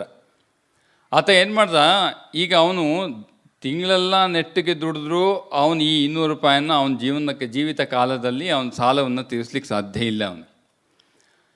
ಈ ಘಟನೆ ಹೇಳ್ತಿರೋದು ಯಾರು ಗೊತ್ತೇನೋ, ಇದು ಶ್ರೀಮಾತೆಯವರು ತಮ್ಮ ಭಕ್ತರಿಗೆ ತೇಜಚಂದ್ರನ ವಿಚಾರವನ್ನು ತೆಗೆದು ಹೇಳ್ತಾ ಇದ್ದಾರೆ. ಶ್ರೀಮಾತೆಯವರು ಹೇಳ್ತಿರೋದು ಈ ಘಟನೆ. ತೇಜಚಂದ್ರ ಬಗ್ಗೆ ಮಾತು ಶ್ರೀಮಾತೆಯವ್ರ ಬಳಿ ಎಲ್ಲ ಭಕ್ತರೆಲ್ಲ ಕೂತಿರ್ತಾರೆ. ಆ ಸಂದರ್ಭದಲ್ಲಿ ಏನಾಗ್ತದೆ ಅಂತಂದರೆ, ಯಾರೋ ತೇಜಚಂದ್ರ ಮಿತ್ರನ ವಿಚಾರವಾಗಿ ಪ್ರಸ್ತಾವನೆ ಬರ್ತದೆ. ಆವಾಗ ಶ್ರೀಮಾತೆಯವರು ಆತ ಎಂಥ ದೊಡ್ಡ ಭಕ್ತ ಗೊತ್ತೇನೋ ಅಂತ ಹೇಳಿ ತನ್ನ ಭಕ್ತರಿಗೆ ಶ್ರೀಮಾತೆಯವರು ಈ ಘಟನೆಯನ್ನು ವರ್ಣನೆಯನ್ನು ಮಾಡ್ತಾ ಇದ್ದಾರೆ. ಮಾತೆಯವರು ಹೇಳ್ತಾ ಇರೋದು. ಆವಾಗ ಅವನೇನು ಮಾಡ್ತಾನೆ, ತೇಜಚಂದ್ರ ಗಂಗಾ ತೀರಕ್ಕೆ ಓಡಿ ಹೋಗ್ತಾನೆ. ಮನೇಲಿ ಇರಲಿಕ್ಕಾಗಲ್ಲ, ದುಃಖ ಉಮ್ಮಳಿಸಿ ಬರ್ತದೆ. ಯಾಕೆ, ಸಭ್ಯ ವ್ಯಕ್ತಿಗೆ ಮಾನ ಕಳ್ಕೊಂಡು ಎಲ್ಲ ಕಳ್ಕೊಂಡ ಹಾಗೆ. ಹಣ ಇತ್ಯಾದಿಗೆ ಅವನಿಗೆ ಅಷ್ಟೊಂದು ಬೆಲೆ ಕೊಡೋದಿಲ್ಲ. ಈಗ ಒಬ್ಬ ವ್ಯಕ್ತಿ ನನ್ನನ್ನು ನಂಬಿ ಕೊಟ್ಟಂಥ ಹಣ ಕಳ್ಕೊಂಡ್ರೆ ಮಾನ ಹೋದಂತ ಆಯ್ತು ಅವನಿಗೆ. ಆದ್ದರಿಂದ ಅವನೇನು ಮಾಡ್ದ, ದುಃಖದಿಂದ ಗಂಗಾ ತೀರಕ್ಕೆ ಹೋಗಿ ಗಂಗಾ ತೀರದಲ್ಲಿ ಜೋರಾಗಿ ಪರಮಹಂಸರಿಗೆ ಪ್ರಾರ್ಥನೆಯನ್ನು ಮಾಡ್ತಾನೆ, ನೀನೇ ಬಂದು ಕಾಪಾಡಬೇಕು. ಆಗ ಅವನ ಪುಣ್ಯ ಪರಮಹಂಸರು ಬರ್ತಾರಲ್ಲಿ. ಪರಮಹಂಸ ಶರೀರದಲ್ಲಿ ಇಲ್ಲ, ಆದರೆ ಇವನ ಪ್ರಾರ್ಥನೆಯನ್ನು ಕಂಡು ಪರಮಹಂಸರು ಬರ್ತಾರೆ. ಅದಕ್ಕೆ ಯಾಕೆ ಅಷ್ಟೊಂದು ಅಳ್ತಿ, ಅಲ್ಲೇ ನೋಡು ಆ ಕಲ್ಲನ್ನು ಸರಸು ಕಾಣ್ತದಲ್ಲ ಅಂಥೇಳಿ ಹೊರಟೋಗ್ತಾರೆ. ಇವನು ನೋಡಿ ಮಹಾಶಯ, ಪರಮಹಂಸರು ಬಂದಿದ್ದಾರಲ್ವಾ, ಬೇರೆ ಏನಾದರೂ ಕೇಳ್ಬೋದಿತ್ತೋ ಇಲ್ವೋ, ಇವನಿಗೆ ಈ ಹಣ ಕಳ್ಕೊಂಡ ದುಃಖವೇ ಉಮ್ಮಳಿಸಿ ಬರ್ತಾಯಿದೆ. ಅವ್ನಿಗೆ ಬೇರೆ ಆಲೋಚನೆ ಇಲ್ಲ. ಪರಮಹಂಸರು ಬಂದರು ಕೇಳಿದ ಹಣವನ್ನೇ. ಅವರು ಪರಮಹಂಸರು ಹೋಗಿ ಆಯಿತು. ಆಮೇಲೆ ಇವನಿಗೆ ನೋಡ್ತಾನೆ, ಅವನಿಗೆ ದುಡ್ಡು ಏನೋ ಸಿಕ್ತು. ಓಡೋಗಿ ಶರತ್ ಮಹಾರಾಜ್ಗೆ ಹೇಳ್ತಾನೆ, ಮಹಾಶಯರೇ ಹೀಗಾಯಿತು ಇವತ್ತು ಅಂತ. ಅದಕ್ಕೆ ಶರತ್ ಮಹಾರಾಜ್ ಹೇಳ್ತಾರೆ, ಎಂಥ ಭಾಗ್ಯವಂತನಯ್ಯ ನೀನು, ಈಗಲೂ ಕೂಡ ಪರಮಹಂಸರು ಕಾಣ್ತಾ ಇದೆಯಲ್ಲ ನೀನು. ಅದಕ್ಕೆ ಈ ಘಟನೆ ಯಾಕೆ ಹೇಳಿದೆ ಅಂತಂದರೆ, ಮೋಚನ ಅಘದೂಷಣ ಇದೆಯಲ್ಲ, ನಮ್ಮ ಅಘ ಅಂದರೆ ಪಾಪ ಪರಿಹಾರ ಆಗಬೇಕು ಅಂತಂದರೆ, ಪರಿಹಾರ ಆಗಲಿಕ್ಕೆ ಮುಂಚೆ ಪಾಪಗಳು ಯಾವ ರೀತಿ ಒಳಗೆ ಅಡಕವಾಗಿದೆ ಅಥವಾ ತುಂಬಿದೆ ಅಂತ ನಮ್ಮ ಅರಿವಿಗೆ ಬರುವುದು ಕರ್ಮಗಳು ವ್ಯಕ್ತ ಆದಾಗ, ಅಥವಾ ಮನಸ್ಸಿನಲ್ಲಿ ಆ ರೀತಿ ಭಾವನೆಗಳು ವ್ಯಕ್ತವಾದಾಗ. ಅದಕ್ಕೆ ಸಾಧನೆಯಲ್ಲಿ ತೊಡಗಿದಾಗ ತುಂಬ ಕಾಮಕ್ರೋಧಾದಿಗಳು ಜಾಗೃತಿ ಆಗ್ತಾ ಇದೆ ಅಂತಂದರೆ ಸಂತೋಷ ಪಡಬೇಕು. ವ್ಯಕ್ತ ಆಗ್ತಾ ಇದೆಯಲ್ಲ ಅಂತ ಸಂತೋಷ ಪಡೋಕ್ಕಾಗಲಿಲ್ಲ, ಆಗೋದಿಲ್ಲ ಅಲ್ಲಿ. ಅಂದರೆ ನಮಗೆ ಸೂಚನೆ ಸಿಗ್ತದೆ ಇದೆಲ್ಲ ಒಳಗಿದೆ ಅಂತ. ಬರದೇ ಇದ್ದರೆ ನಾವು ಪರಬ್ರಹ್ಮ ಅಂತ ಅಂದ್ಕೊಂಡ್ಬಿಡ್ತೀವಿ ನಮ್ಮನ್ನು ನಾವು. ನಮ್ಮಂಥ ಸ್ವಾಮಿಗಳು ಇನ್ನೊಬ್ರು ಇಲ್ಲ, ಎಷ್ಟು ಉಪನ್ಯಾಸ ಮಾಡ್ತಾರೆ, ಏನು ಕತೆ ಅಂತ ಅಂದ್ಕೋಬೇಕಷ್ಟೆ. ಆದರೆ ಮನಸ್ಸು ಒಳಗಡೆ ಜಾಗೃತಿ ಉಂಟಾಗ್ತಾ ಇದೆ, ಎಲ್ಲ ವ್ಯಕ್ತ ಆಗಬೇಕು. ಅದಕ್ಕೆ ಈ ರೀತಿ ವ್ಯಕ್ತ ಆದಾಗಲೇ ನಾವು ಪರಮಾತ್ಮನ ಪ್ರಾರ್ಥನೆ ಮಾಡ್ಕೊಂಡು ಹೋಗಿ ನಮ್ಮ ಅಘಗಳನ್ನೆಲ್ಲ ಮೋಚನ ಮಾಡ್ಕೊಳ್ಳಿಕ್ಕೆ ಹೋಗೋದು. ಇವನು ಸುಮ್ಮನೆ ಉದಾಹರಣೆ, ಈ ತೇಜಚಂದ್ರ ವಿಚಾರ ಬಂತಲ್ಲ, ಇನ್ನೊಂದೆರಡು ಘಟನೆ ಅವನು ಚೆನ್ನಾಗಿದೆ ಅವನ ಜೀವನದಲ್ಲಿ. ಅವನಿಗೆ ಇನ್ನೂ ಅನಾರೋಗ್ಯ ಒಂದು ಇದ್ದಕ್ಕಿದ್ದಾಗೆ ಅವನ ಜೀವನದಲ್ಲಿ ಒಂದು ಸಲ ಆಸ್ತಮಾ, ಚೆನ್ನಾಗೇ ಇರ್ತ ಆರೋಗ್ಯವಂತ ವ್ಯಕ್ತಿ, ಆದರೆ ಒಂದು ಸಂದರ್ಭದಲ್ಲಿ ಅವನಿಗೆ ಯಾಕೋ ಆಸ್ತಮಾ ಬಂದುಬಿಡುತ್ತೆ. ಯಾವ ಮಟ್ಟಿಗೆ ಆಸ್ತಮಾ ಬರುತ್ತೆ ಗೊತ್ತೇನೆ ಅವನಿಗೆ, ರಾತ್ರಿ ಮಲಗಲಿಕ್ಕೆ ಬಿಡೋದೇ ಇಲ್ಲ ಅವನಿಗೆ. ಒಳಗಡೆ ಆ ಉಪ್ಸ ಬಂದು ಉಸಿರಾಡಲಿಕ್ಕೆ ಸಾಧ್ಯವಿಲ್ಲದೆ ಮಧ್ಯರಾತ್ರಿ ಎದ್ದು ತಾರಸಿ ಮೇಲೆ ಓಡಾಡ್ತಾ ಇರ್ತಾನೆ. ಮಲಗಲಿಕ್ಕೆ ಆಗ್ತಾಯಿಲ್ಲ, ಉಸಿರಾಡ್ಲಿಕ್ಕೆ ಆಗ್ತಾಯಿಲ್ಲ. ಪುರುಷೋತ್ತಮಾಂಜಿ ಹೇಳೋರು ಆಸ್ತಮಾ ಹೇಗಿತ್ತು ಅವ್ರಿಗೂ ಕೆಲವು ಸಂದರ್ಭದಲ್ಲಿ ಅಂತಂದರೆ, ಗಾಳಿಯನ್ನು ಒಳಗೆ ಎಳ್ಕೋಬೇಕು ಅಂತ ಬಾಯಿ ತೆರೆದ್ರೆ ಬಾಯಿಯೊಳಗೆ ಗಾಳಿ ಹೋಗೋದಿಲ್ಲ. ಎಳ್ಕೋಬೇಕು, ಒಳಗಡೆ ಲಂಗ್ಸಿಗೆ ಉಸಿರಿಲ್ಲ, ಆಕ್ಸಿಜನ್ ಬೇಕು. ಅದು ಎಳ್ಕೋಬೇಕು ಅಂತ ಬಾಯಿಯನ್ನು ತೆರೆದ್ರೆ ಉಸಿರು ಒಳಗೆ ಹೋಗೋದಿಲ್ಲ. ಉಸಿರು ಒಳಗೆ ಹೋಗದೆ ಎದೆ ಹಿಡ್ಕೊಂಡಿರುತ್ತೆ, ಎದೆ ಬಿಡೋದಿಲ್ಲ. ಆ ರೀತಿ ಅವರು ರಾತ್ರಿ ಎಷ್ಟು ಸಂಧಿದೆ ಮಾಡ್ತಿರಲಿಲ್ಲ. ಹೀಗೆ ಆಮೇಲೆ ಸರಿ ಹೋಯ್ತು ಸ್ವಲ್ಪ. ಅದರಿಂದ ಇವನಿಗೆ ಈ ಉಪ್ಸದ ಮೂಲಕ ಮಾಡಿ ತಾರಸಿ ಮೇಲೆ ಓಡಾಡ್ತಾ ಇದ್ದಾನೆ. ಈಗ ಅವನೇನು ಮಾಡ್ದ, ಇರ್ತಕ್ಕಂಥ ಅವನಿಗೆ ಗೊತ್ತಿರ್ತಕ್ಕಂಥ ಎಲ್ಲ ವೈದ್ಯರ ಬಳಿಗೆ ಹೋಗಿ ಔಷಧಿಯನ್ನು ಕೇಳ್ತಾನೆ. ಎಷ್ಟು ಔಷಧಿ ಕೇಳಿ ಏನು ತೆಗೆದುಕೊಂಡರೂ ಕೂಡ ಆಸ್ತಮಾ ಮಾತ್ರ ಹೋಗ್ತಾನೇ ಇಲ್ಲ. ಕಡೆದಾಗಿ ಅವನು ಕೊನೆ ರಾಮಬಾಣ ಹುಟ್ಟ ಏನು ಪರಮಹಂಸಕ್ಕೆ ಪ್ರಾರ್ಥನೆ ಮಾಡಲಿಕ್ಕೆ ಶುರು ಮಾಡಿದೆ, ಮಹಾಶಯರೇ ತಾವೇನಾದರೂ ಮಾಡಿ ಇವನು ಸರಿ ಹೀಗೆ ಇದ್ದಾಗ ಯಾರೋ ಒಬ್ಬರು ಸಾಧುಗಳು ಬಂದು ಅವ್ನಿಗೆ ಹೇಳ್ತಾರೆ, ಈ ಔಷಧಿಯನ್ನು ತೆಗೆದುಕೋ. ಇವನು ಯಾರು ಕೇಳ್ಕೊಂಡು ಇವನ ಮನೆಗೆ ಒಬ್ಬರು ಸಾಧುಗಳು ಬರ್ತಾರೆ. ಬಂದು ಒಂದು ಔಷಧಿಯನ್ನು ಕೊಟ್ಟು ತೇಜ್ ಚಂದ್ರ ಮಿತ್ರನಿಗೆ ಹೇಳ್ತಾರೆ, ನೋಡಪ್ಪ ಇದು ತೆಗೆದುಕೋ, ಗುಣಮುಖನಾಗ್ತಿ. ಆದರೆ ನಮ್ಮ ಮನಸ್ಸು ನೋಡಿ ವಿಚಿತ್ರ, ಯಾವಾಗಲೂ ಸಂಶಯ. ಮನುಷ್ಯ ಬುದ್ಧಿ ಬಹಳ ವಿಚಿತ್ರ ಇದೆ, ಒಂದು ವಕ್ರತೆ ಇದೆ. ಸಂಶಯ ಯಾವಾಗಲೂ ಹೋಗೋದಿಲ್ಲ. ಅದು ಎಷ್ಟೆಷ್ಟೋ ಸಾಧಾರಣ ವ್ಯಕ್ತಿಗಳಿಗೆ ಎಷ್ಟೆಷ್ಟೋ ಅನುಭವಗಳಾಗ್ತವೆ, ಅದು ಕೂಡ ಸಂಶಯ ಹೋಗೋದಿಲ್ಲ. ಏನಾದರೂ ಕಷ್ಟಗಳು ಬಂದಾಗ ಮತ್ತೆ ಎಲ್ಲ ಪಕ್ಕಕ್ಕೆ ಹೋಗ್ತವೆ. ಇವನಿಗೂ ಸಂಶಯ, ಇವ್ರಿಗೆ ಯಾರೋ ಬಂದು ಹಣಕ್ಕಾಗಿ ನನಗೆ ಕೊಟ್ಟಿರಬೇಕೇನೋ ಅಂಥೇಳಿ ಆ ಔಷಧಿನ ತನ್ನ ವೈದ್ಯರ ಬಳಿಕ ತೊಗೊಂಡೋಗಿ ತೋರಿಸ್ತಾನೆ. ಇದನ್ನು ತೆಗೆದುಕೊಳ್ಬಹುದೇ? ಆ ವೈದ್ಯರು ಹೇಳ್ತಾರೆ, ಮಹಾಶಯರೇ ಇದನ್ನು ಮಾತ್ರ ಮುಟ್ಲೇಬೇಡಿ. ಸರಿ, ಅವನು ಪಕ್ಕಕ್ಕೆ ಇಟ್ಬಿಟ್ಟು ಅವನು ತೆಗೆದುಕೊಳ್ಳಲಿಕ್ಕೆ ಹೋಗೋದಿಲ್ಲ. ಕೆಲವು ದಿವಸಗಳಾದ ನಂತರ ಪರಮಹಂಸರು ಸ್ವಪ್ನಲ್ಲಿ ಬಂದು ಹೇಳ್ತಾರೆ, ಏನೋ ಮಾರಿ ಔಷಧಿ ತಂದು ಕೊಟ್ಟರು ತೆಗೆದುಕೊಳ್ಳಕ್ಕೆ ಹಿಂದೆ ಮುಂದೆ ನೋಡ್ತಿದ್ಯಲ್ಲೋ ನೀನು. ಆಮೇಲೆ ಅವನು ಎದ್ದು ಔಷಧಿ ತೆಗೆದುಕೊಂಡ ಮೇಲೆ ಸಂಪೂರ್ಣ ಅವನು ಗುಣಮುಖನಾಗ್ತಾನೆ. ಇಲ್ಲಿ ನಮಗೆ ಆರೋಗ್ಯ ಬೇಕು, ಹಣ ಬೇಕು ಅಂತ ನಾನು ಹೇಳ್ತಾ ಇಲ್ಲ. ನಾನು ಇಲ್ಲಿ ಯಾಕೆ ಸೇರಿಸ್ತಾ ಇದ್ದೀನಿ ಅಂತಂದರೆ, ಈ ಭಗವಂತನ ಬಳಿಗೆ ನಮ್ಮ ಕರ್ಮಗಳು, ಇದನ್ನು ನಾನು ಸಾಧಾರಣವಾದ ಉದಾಹರಣೆ ಕೊಟ್ಟೆ. ನಮ್ಮ ಜೀವನಕ್ಕೆ, ನಮ್ಮ ಮನಸ್ಸಿಗೆ ನಾವು ನೋಡ್ಕೊಂಡು ನಮ್ಮ ಅನುಭವಗಳಿದೆಯಲ್ಲ, ನಮಗೆ ಒಳಗಡೆ ಗೊತ್ತಾಗ್ತದಲ್ಲ, ಅದನ್ನೆಲ್ಲವನ್ನೂ ಹೇಳಲಿಕ್ಕೆ ಆಗೋದಿಲ್ವಲ್ಲ. ಅದನ್ನು ಅರಿತುಕೊಂಡು ಈ ಎಲ್ಲ ಪ್ರಸಂಗಗಳಲ್ಲಿ ಇಲ್ಲೊಬ್ಬ ಇದ್ದಾನೆ ಅವತಾರ, ಅವನು ಅಘದೂಷಣ ಮೋಚನ ಮಾಡಲಿಕ್ಕೆ ಇದ್ದಾನೆ. ಇದು ವಿವೇಕಾನಂದರು ಬರೆದಿದ್ದಾರೆ. ಅದಕ್ಕಾಗಿ ಕೆಲವು ಉದಾಹರಣೆ. ಇವರು ಎಷ್ಟು ಶ್ರೀಮಾತೆಯವರು ಇವನ ಬಗ್ಗೆ ಎಷ್ಟು ಸಂತೋಷ ಪಡ್ತಾರೆ ಗೊತ್ತೇನು. ಕಡೆದಾಗಿ ತೇಜ್ ಚಂದ ಇನ್ನೇನು ಶರೀರ ಬಿಡಬೇಕು, ಮಾತೆಯವರು ಉದ್ಭವನದಲ್ಲಿ ಕೂತಿರ್ತಾರೆ. ಆವಾಗ ಅವ್ರು ತಕ್ಷಣ ಒಬ್ಬ ಭಕ್ತನ ಕರೆದು ಹೇಳ್ತಾರೆ, ಈ ಶ್ರೀರಾಮಕೃಷ್ಣ ಪರಮಹಂಸರ ಪೂಜೆ ಮುಗ್ದಿದೆ, ಈ ಚರಣಾಮೃತ, ಮಾತೆಯವರ ಚರಣಾಮೃತವನ್ನು ತೆಗೆದು ಒಂದು ಡಬ್ಬಿಲಿ ಹಾಕಿ ಆ ಭಕ್ತನ ಕೊಟ್ಟು ಹೇಳ್ತಾರೆ, ಈಗ ತೇಜ್ ಚಂದ ಶರೀರ ಬಿಟ್ಬಿಡ್ತಾನೆ, ಈ ಚರಣಾಮೃತ ಕೊಡು ಹೋಗು. ಮಾತೆಯವ್ರಿಗೆ ಗೊತ್ತಾಗುತ್ತೆ ಅವ್ನು ಶರೀರ ಬಿಡ್ತಾನೆ ಅಂತ. ಅವ್ನಿಗೇನೋ ಅವ್ನು ಹೇಳಿ ಕಳಿಸಿರಲ್ಲ, ಅದು ಶ್ರೀಮಾತೆಯವ್ರಿಗೆ ಅರ್ಥ ಆಗ್ತದೆ. ಈ ಭಕ್ತ ಓಡ್ ಬಂದು ಈ ತೇಜ್ ಚಂದನ ಬಾಯಿಗೆ ಚರಣಾಮೃತ ಬಿಟ್ಟಾಗ ಶರೀರ ಬಿಡ್ತಾನೆ. ಅವನು ಬಹುಶಃ ಅದಕ್ಕಾಗಿ ಕಾಯ್ತಿರುವಂತಿರ್ತದೆ, ಶ್ರೀಮಾತೆಯವ್ರಿಗೆ ಅರಿವಾದಂತಿರ್ತದೆ. ಅವ್ರು ಅಲ್ಲಿಂದ ಕಳಿಸ್ಕೊಡ್ತಾರೆ, ಪರಮಹಂಸರ ಚರಣಾಮೃತವನ್ನು ಕೊಡು, ಇವನು ಆರೋಗ್ಯ ಗುಣಮುಖನಾಗಬೇಕು ಅಂತ ಶರತ್ ಮಹಾರಾಜು ಸಾಕಷ್ಟು ಹಣವನ್ನು ಖರ್ಚು ಮಾಡಿ ಔಷಧಿ ಕೊಡಿಸ್ತಾ ಇರ್ತಾರೆ. ಆದರೆ ಶ್ರೀಮಾತೆಯವ್ರು ಹೇಳ್ತಾರೆ, ಇಲ್ಲ ಅದು ಯಾವುದೂ ಮಾಡಬೇಡ, ಇದು ಚರಣಾಮೃತ ಕೊಡು ಹೋಗು ಅಂತ. ಇವನು ಚರಣಾಮೃತ ಕೊಟ್ಟ ಕ್ಷಣವೇ ಶರೀರ ಬಿಡ್ತಾನೆ, ಮುಕ್ತಿ ಅಲ್ಲದೆ ಮತ್ತೇನು, ಪರಮಹಂಸ ಚರಣಾಮೃತ ಸ್ವೀಕಾರ ಮಾಡಿ. ಅದಕ್ಕೆ ಶ್ರೀಮಾತೆಯವರು ಷರತ್ತಿಗೆ ಹೇಳ್ತಾರೆ, ನೋಡು ಅದು ಪರಮಹಂಸರ ಇಚ್ಛೆ, ನಿನ್ನ ಔಷಧಿ ಲೆಕ್ಕ ಕೆಲಸಕ್ಕೆ ಬರಲ್ಲ, ಈಗ ಇದು ಪರಮಹಂಸರ ಇಚ್ಛೆ ಹೀಗಿತ್ತು ಅಂತ ಷರತ್ತಿಗೆ ಹೇಳ್ತಾರೆ. ಅದಕ್ಕೆ ನಾವು ನೆನಪಿಟ್ಕೋಬೇಕು, ಅಘ ಅನ್ನೋದು ಬಹಳ ಮಹತ್ತರವಾದದ್ದು, ಅಂದರೆ ಘೋರವಾದ ಪಾಪ ಅಂತ. ಅದಕ್ಕಿಂತ ಮುಂಚೆ ನಿತ್ಯ ಜೀವನದಲ್ಲಿ ಸಾಧಾರಣವಾದ ನಿಯಮ, ನಾನು ಏನಾದರೂ ಒಂದು ಲೆಕ್ಕ ಇಟ್ಕೊಂಡು ಹೇಳ್ತೀವಿ, ಒಂದು 4:15, 4:45, 5 ಗಂಟೆ, 5:15 ಈ ಥರ ಸಣ್ಣ ಸಣ್ಣ ಆದರ್ಶದಲ್ಲಿ ಹೇಳ್ತೇನೆ. ಅವತ್ತಿನ ದಿವಸ ನನ್ನಿಂದ ತಪ್ಪಾಯಿತು ಅಂದರೆ ಅದೊಂದು ಪಾಪ ಅಥವಾ ದೋಷ. ಅದು ನಾನು ಹೀಗೆ ಒಂದು ನಿಯಮವನ್ನು, ವ್ರತವನ್ನು ಮಾಡ್ತೇನೆ, ಪ್ರತಿನಿತ್ಯ ರಾಮಕೃಷ್ಣಾಶ್ರಮಕ್ಕೆ 7 ಗಂಟೆಗೆ ಆರಾಧಕ್ಕೆ ಬರ್ತೇನೆ ಅಂತ ಪರಮಹಂಸರ ಮುಂದೆ ನಿಂತು ಒಪ್ಪಿದೆ ಅಂದರೆ, ತಪ್ಪಿದೆ ಅಂದರೆ ಅದೊಂದು ದೋಷ. ಇದೆಲ್ಲವೂ ದೋಷಕ್ಕೆ ಲೆಕ್ಕ, ಅದೆಲ್ಲ ಅಘನೇ ಆಗ್ತದೆ, ಸೇರಿ ಸೇರಿ ಸೇರಿ ಅಘ ಆಗ್ತದೆ.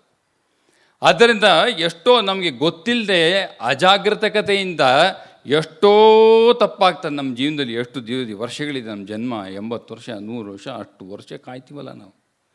ಆದ್ದರಿಂದ ಇದೆಲ್ಲ ಮೊತ್ತ ಶೇಷ ಆಗಿಬಿಡುತ್ತೆ, ಆದಿಶೇಷ ಆಗ್ತದೆ.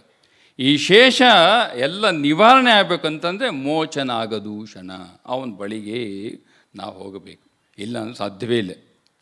ಅವನು ಕಾಳಿಪದ ಘೋಷಿಗೆ ಯಾರೋ ಹೇಳ್ತಾರಂತೆ, ನೋಡು ಪರಮಹಂಸರು ಭಾವಸಮಾಧಿಯಿಂದ ಕೆಳಗಿಳಿತಿರ್ತಾರಲ್ಲ, ಆವಾಗ ನೀನು ಹೋಗಿ ಅವ್ರನ್ನ ಗಟ್ಟಿ ಕಾಲು ಹಿಡಿದು ಪ್ರಾರ್ಥನೆ ಮಾಡ್ಕೊ, ಏನು ಬೇಕಾದ್ರೂ ಸಿಗ್ತದೆ. ಪರಮಹಂಸರು ಅದು ವರ್ಣನೆ ಬರ್ತಾವೆ ಜೀವನದಲ್ಲಿ, ಯಾವಾಗ ಮೇಲಿಂದ ಕೆಳಗೆ ಬರ್ತಾರಲ್ಲ, ಆ ಸಮಾಧಿಯಿಂದ ಬಾಹ್ಯಜ್ಞಾನ ಸ್ವಲ್ಪ ಸೂಚನೆ ಬಂದು ನಾನು ನೀರು ಕುಡಿಬೇಕು, ಜಿಲೇಬಿ ತಿನ್ನಬೇಕು ಅಂತೆಲ್ಲ ಹೇಳ್ತಾರಲ್ಲ, ಅವ್ರಿಗೆ ಬಾಹ್ಯಜ್ಞಾನ ಬರ್ತಾ ಇದೆ ಅಂತ ಇದ್ದಾಗ ಸಂಪೂರ್ಣವಾಗಿ ಕರುಣೆಯಿಂದ ತುಂಬಿ ತುಳುಕ್ತಾ ಇರ್ತಾರಂತೆ. ಯಾರೇ ಆ ಸಂದರ್ಭದಲ್ಲಿ ಏನಾದರೂ ಪ್ರಾರ್ಥನೆ ಮಾಡಿದರೆ ಅವರಿಗೆ ಸಿಕ್ಕಿತ್ತು. ಅದನ್ನು ಇವನಿಗೆ ಕಾಳಿಪದ ಘೋಷಿಗೆ ಯಾರೋ ಹೇಳಿರ್ತಾರೆ, ಹೋಗು ಪರಮಹಂಸ ಅಂಥ ಸಂದರ್ಭದಲ್ಲಿ ನೀ ಕೇಳೋದಿದ್ರೆ ಕೇಳಬೇಕು. ಅದಕ್ಕೆ ಅವನೇನು ಮಾಡ್ತಾನೆ, ಅವನ ಸುಸಂದರ್ಭ, ಒಳ್ಳೆ ಸಂದರ್ಭ ಸಿಗ್ತದೆ, ಪರಮಹಂಸ ಸಂಪರ್ಕಕ್ಕೆ ಬಳಿಗೆ ಬರ್ತಾನೆ. ಆ ಸಂದರ್ಭದಲ್ಲಿ ಪರಮಹಂಸರು ಸಮಾಧಿಗೆ ಹೋಗಿರ್ತಾರೆ. ಇವನು ಕಾಯ್ತಾ ಇದ್ದಾನೆ. ಪರಮಹಂಸರು ಬಾಹ್ಯ ಜ್ಞಾನ ಸೂಚನೆಗಳು ಕಾಣ್ತಾ ಇದೆ, ಕೆಳಗೆ ಇಳಿತಾ ಇದ್ದಾರೆ. ಆ ಕ್ಷಣದಲ್ಲಿ ಈತ ಹೋಗಿ ಪರಮಹಂಸರನ್ನ ಕಾಲು ಹಿಡಿದು ಹೇಳ್ತಾರೆ, ಮಹಾಶಯರೇ. ಪರಮಹಂಸರು ಅದೃಷ್ಟವಶಾತ್ ಕೇಳ್ತಾರೆ, ಏನು ಬೇಕು ನಿನಗೆ? ಆತ ಹೇಳ್ತಾನೆ, ಮುಕ್ತಿ ಬೇಕು. ಪರಮಹಂಸರನ್ನ ಅಷ್ಟೇ ಸಾಕ ಅಂತ ಕೇಳ್ತಾರೆ. ಅಂದರೆ ಏನು, ಮುಕ್ತಿಯನ್ನು ಈಗಲೇ ಕೊಡ್ತೇನೆ, ಅದು ಬಿಟ್ಟು ಇನ್ನೇನಾರು ಇದೆಯಾ ಅಂತ. ನಮ್ಗೆ ಅದೇ ಸಾಕಾಗಿದೆ. ಆದರೆ ಪರಮಹಂಸ ಕೇಳ್ತಾರೆ, ಅಷ್ಟೇನಾ ಅಂತ. ಅಂದ್ರೇನು, ಈ ಅಘದೂಷಣ ಮೋಚನ ಆಗದಿದ್ದರೆ ಮುಕ್ತಿ ಸಾಧ್ಯ ಇಲ್ಲ. ಎಷ್ಟು ಸಾಧಾರಣವಾಗಿ ಕೇಳ್ತಾರೆ ಅವನಿಗೆ ಅಂದರೆ, ಅಷ್ಟೇನಾ, ಇನ್ನೇನಾದ್ರು ಬೇಕಿತ್ತಾ? ಅವನಿಗೆ ಕಾಳಿಪದನಿಗೆ ಆಶ್ಚರ್ಯ ಆಗುತ್ತೆ, ಇನ್ನೇನಾದ್ರು ಕೇಳಬೇಕಿತ್ತು ಏನೋ ಅಂತ. ಇದಕ್ಕಿಂತ ಇನ್ನೇನಿದೆಯೋ ಪಾಪ, ನಮ್ಮಂಥವ್ರಿಗೆ ಇನ್ನೇನು ಗೊತ್ತಾಗುತ್ತೆ, ಅದೇ ಒಂದು ದೊಡ್ಡದು. ಅದಕ್ಕಿಂತ ಇನ್ನೇನು ನಮಗೆ ಅನುಭವ ಇಲ್ವಲ್ಲ. ಆದರೆ ಪರಮಹಂಸ ಹೇಳ್ತಾರೆ, ಇನ್ನೇನಾದ್ರು ಇತ್ತಾ? ಇಲ್ಲ, ಅಷ್ಟೇ ಸಾಕು ಮಹಾಶಯರಿ. ಪರಮಹಂಸ ಕೊಟ್ಟರು ಅವನಿಗೆ. ಆದ್ದರಿಂದ ವಿವೇಕಾನಂದ ಅದಕ್ಕೆ ಈ ಪದವನ್ನು ಸೋರಿಸಿದ್ದಾರೆ, ಮೋಚನ ಅಗದೂಷಣ. ಈಗ ಎರಡನೇ ಪದ ಜಗಭೂಷಣ. ಜಗತ್ತಿಗೆ ಭೂಷಣ ಸಾಧಾರಣ ಅರ್ಥ.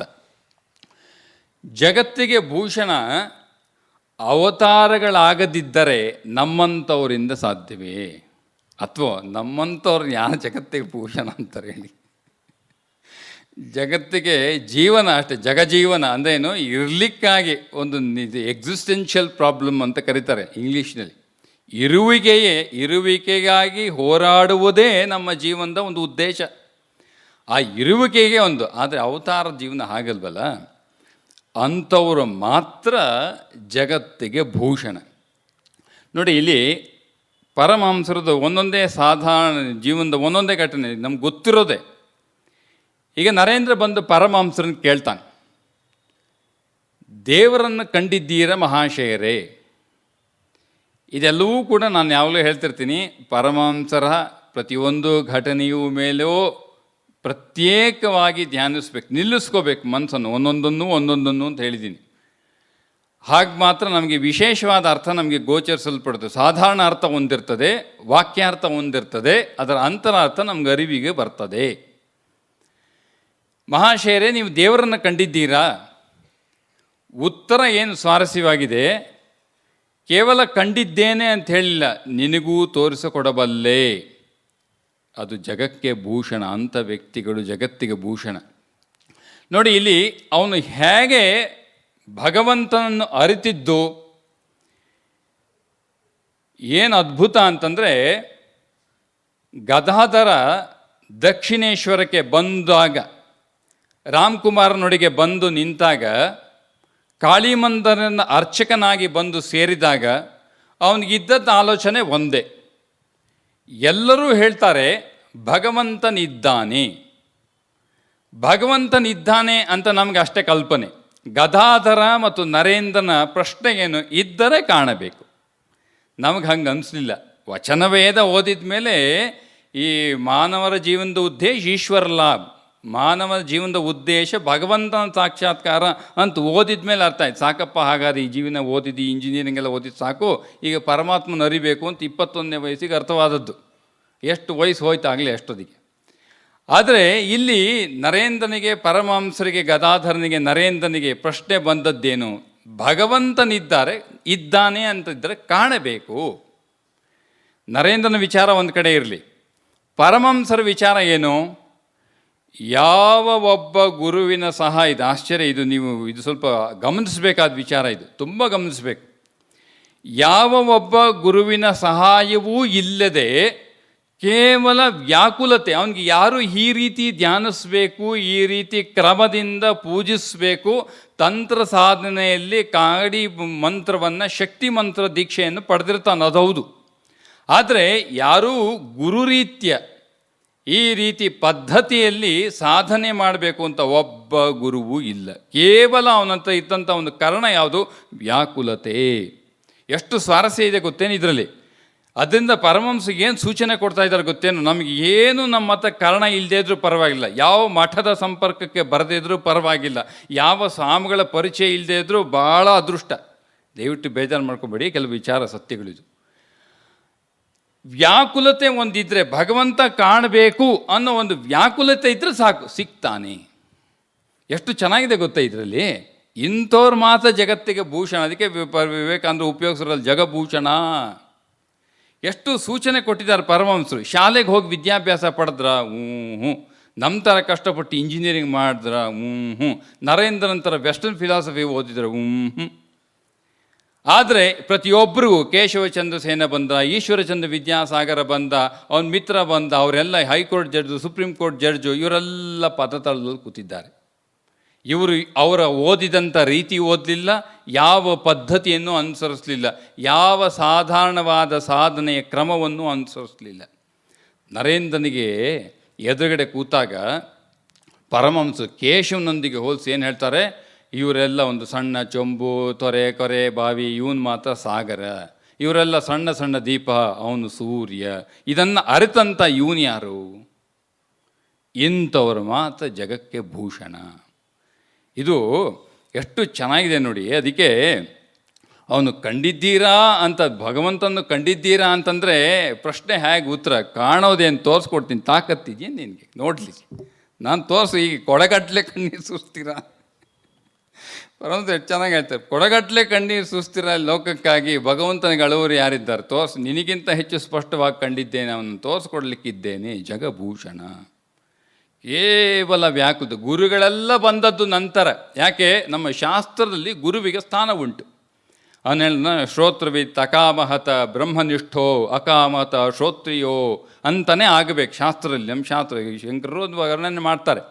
ಆದ್ದರಿಂದ ಆ ಶಾಸ್ತ್ರಕ್ಕೆ ಕ್ರಮವಾಗಿ ನಂತರ ಭೈರವಿ ಬ್ರಾಹ್ಮಣಿ, ತದನಂತರ ವೇದಾಂತದ ತೋತಾಪುರಿ, ಇವರೆಲ್ಲ ಬಂದರು. ಆಮೇಲೆ ಏನು ಹೇಳಿದ್ರು ಪರಮಹಂಸರು? ಕಾಳಿ ಏನು ತೋರಿಸ್ಕೊಟ್ರು ಅದನ್ನೇ ಇವರೆಲ್ಲ ಹೇಳ್ತಾ ಇದ್ದಾರೆ. ಆದರೆ ಅವರು ಹೋಗಿದಂಥ ರೀತಿ ಭಗವಂತನಿದ್ದಾನೆ ಅಂದರೆ ಅವನ್ನ ನೋಡಬೇಕು ಅಂದರೆ, ಓ ತಾಯಿ ಇದೆಯೇ ಕಾಣಿಸ್ಕೋ, ಇಲ್ಲದಿದ್ದರೆ ಈ ಜೀವನವೇ ಬೇಡ, ಖಡ್ಗವನ್ನು ಎತ್ಕೊಂಡು ಕತ್ತಿಸ್ಕೊಳ್ಳಿಕ್ಕೆ ಹೋದ್ರು. ಅಲ್ಲಿವರೆಗೂ ಆ ವ್ಯಾಕುಲತೆ. ಹಾಗಾದರೆ ಏನು ನಮಗೆ ಯಾಕೆ ಹೇಳ್ತಾ ಇದ್ದೀನಿ? ಇಷ್ಟೆಲ್ಲ ನಮಗೆ ಗುರುಗಳ ರೀತಿ, ಇಷ್ಟು ವರ್ಷ ಮಠಕ್ಕೆ ಬಂದು ನಮಗೆ ಗುರುಗಳು ಸಿಕ್ಕಿ ಮಂತ್ರ ದೀಕ್ಷೆ ಆಗಿ, ಆದರೂ ಮತ್ತೆ ಸಂಶಯ. ಅದಕ್ಕೆ ಪರಮಹಂಸರು ಜಗಭೂಷಣ ಯಾಕೆ ಅಂತಂದರೆ, ಈ ರೀತಿಯಾಗಿ ಎಲ್ಲ ಮಾರ್ಗವನ್ನು ತೆಗೆದುಕೊಟ್ಟು ಹೋಗಿದ್ದಾನೆ ನಮಗೆ. ಇನ್ನೊಂದು ಗೊತ್ತಿರೋ, ಇದು ಮೊರೊಬ್ಬ ಶ್ರೀರಾಮಕೃಷ್ಣ ಅಲ್ಲಿ ಸ್ವಾಮಿ ಪ್ರಭಾವ ಅಂದ್ರೆ ಒಂದು ಘಟನೆ ಬರೀತಾರೆ. ಓದ್ದವ್ರಿಗೆ ಅದು ಘಟನೆ ನೆನಪಿರುತ್ತೆ. ಪರಮಹಂಸರು, ನಾನು ಗೋಖಲೆಯಲ್ಲಿ ಈ ಘಟನೆ ಹೇಳಿದ್ದೆ. ಪರಮಹಂಸರು ಕಲ್ಕಟಾ ನಗರದ ರಸ್ತೆಯಲ್ಲಿ ಬರ್ತಾ ಇದ್ದಾರೆ. ಯಾವ ಥರ ಬರ್ತಾ ಇದ್ರಿ? ಪಲ್ಲಕ್ಕಿಯಲ್ಲಿ ಬರ್ತಾ ಇದ್ದಾರೆ ಪರಮಹಂಸರು. ಪಲ್ಲಕ್ಕಿಯಲ್ಲಿ ಕೂತು ಬರ್ತಾ ಇದ್ದಾಗ ಈ ಕಡೆ ಪಕ್ಕದಲ್ಲಿ ಸುಮಾರು 900ರಿಂದ 1000 ಜನ ಸೈನಿಕರು ಮಾರ್ಚ್ ಫಾಸ್ಟ್ ಮಾಡಿಕೊಂಡು ರಸ್ತೆಯಲ್ಲಿ ಹೋಗ್ತಾ ಇದ್ದಾರೆ. ಮುಂದ್ಗಡೆ ಒಬ್ಬ army officer, British army officer ಕುದುರೆಯಲ್ಲಿ ಕೂತ್ಕೊಂಡು ಹೋಗ್ತಾ ಇದ್ದಾನೆ. ಹಿಂದೆ ಇವರೆಲ್ಲ ಅನುಸರಿಸ್ಕೊಂಡು ಬರ್ತಾ ಇದ್ದಾರೆ. ಅವನು ಹೇಳ್ತಾನೆ ಲೆಫ್ಟ್ ಎಡ ಬಲ ಲೆಫ್ಟ್ ರೈಟ್ ಹೇಳ್ಕೊಂಡು ಮುಂದಕ್ಕೆ ಹೋಗ್ತಾ ಇದ್ದಾನೆ ಕುದುರೆ ಮೇಲೆ. ಇವರೆಲ್ಲ ಹಿಂದೆ ಅನುಸರಿಸ್ತಾ ಇದ್ದಾರೆ, ಅವನ ಹಿಂದೆ.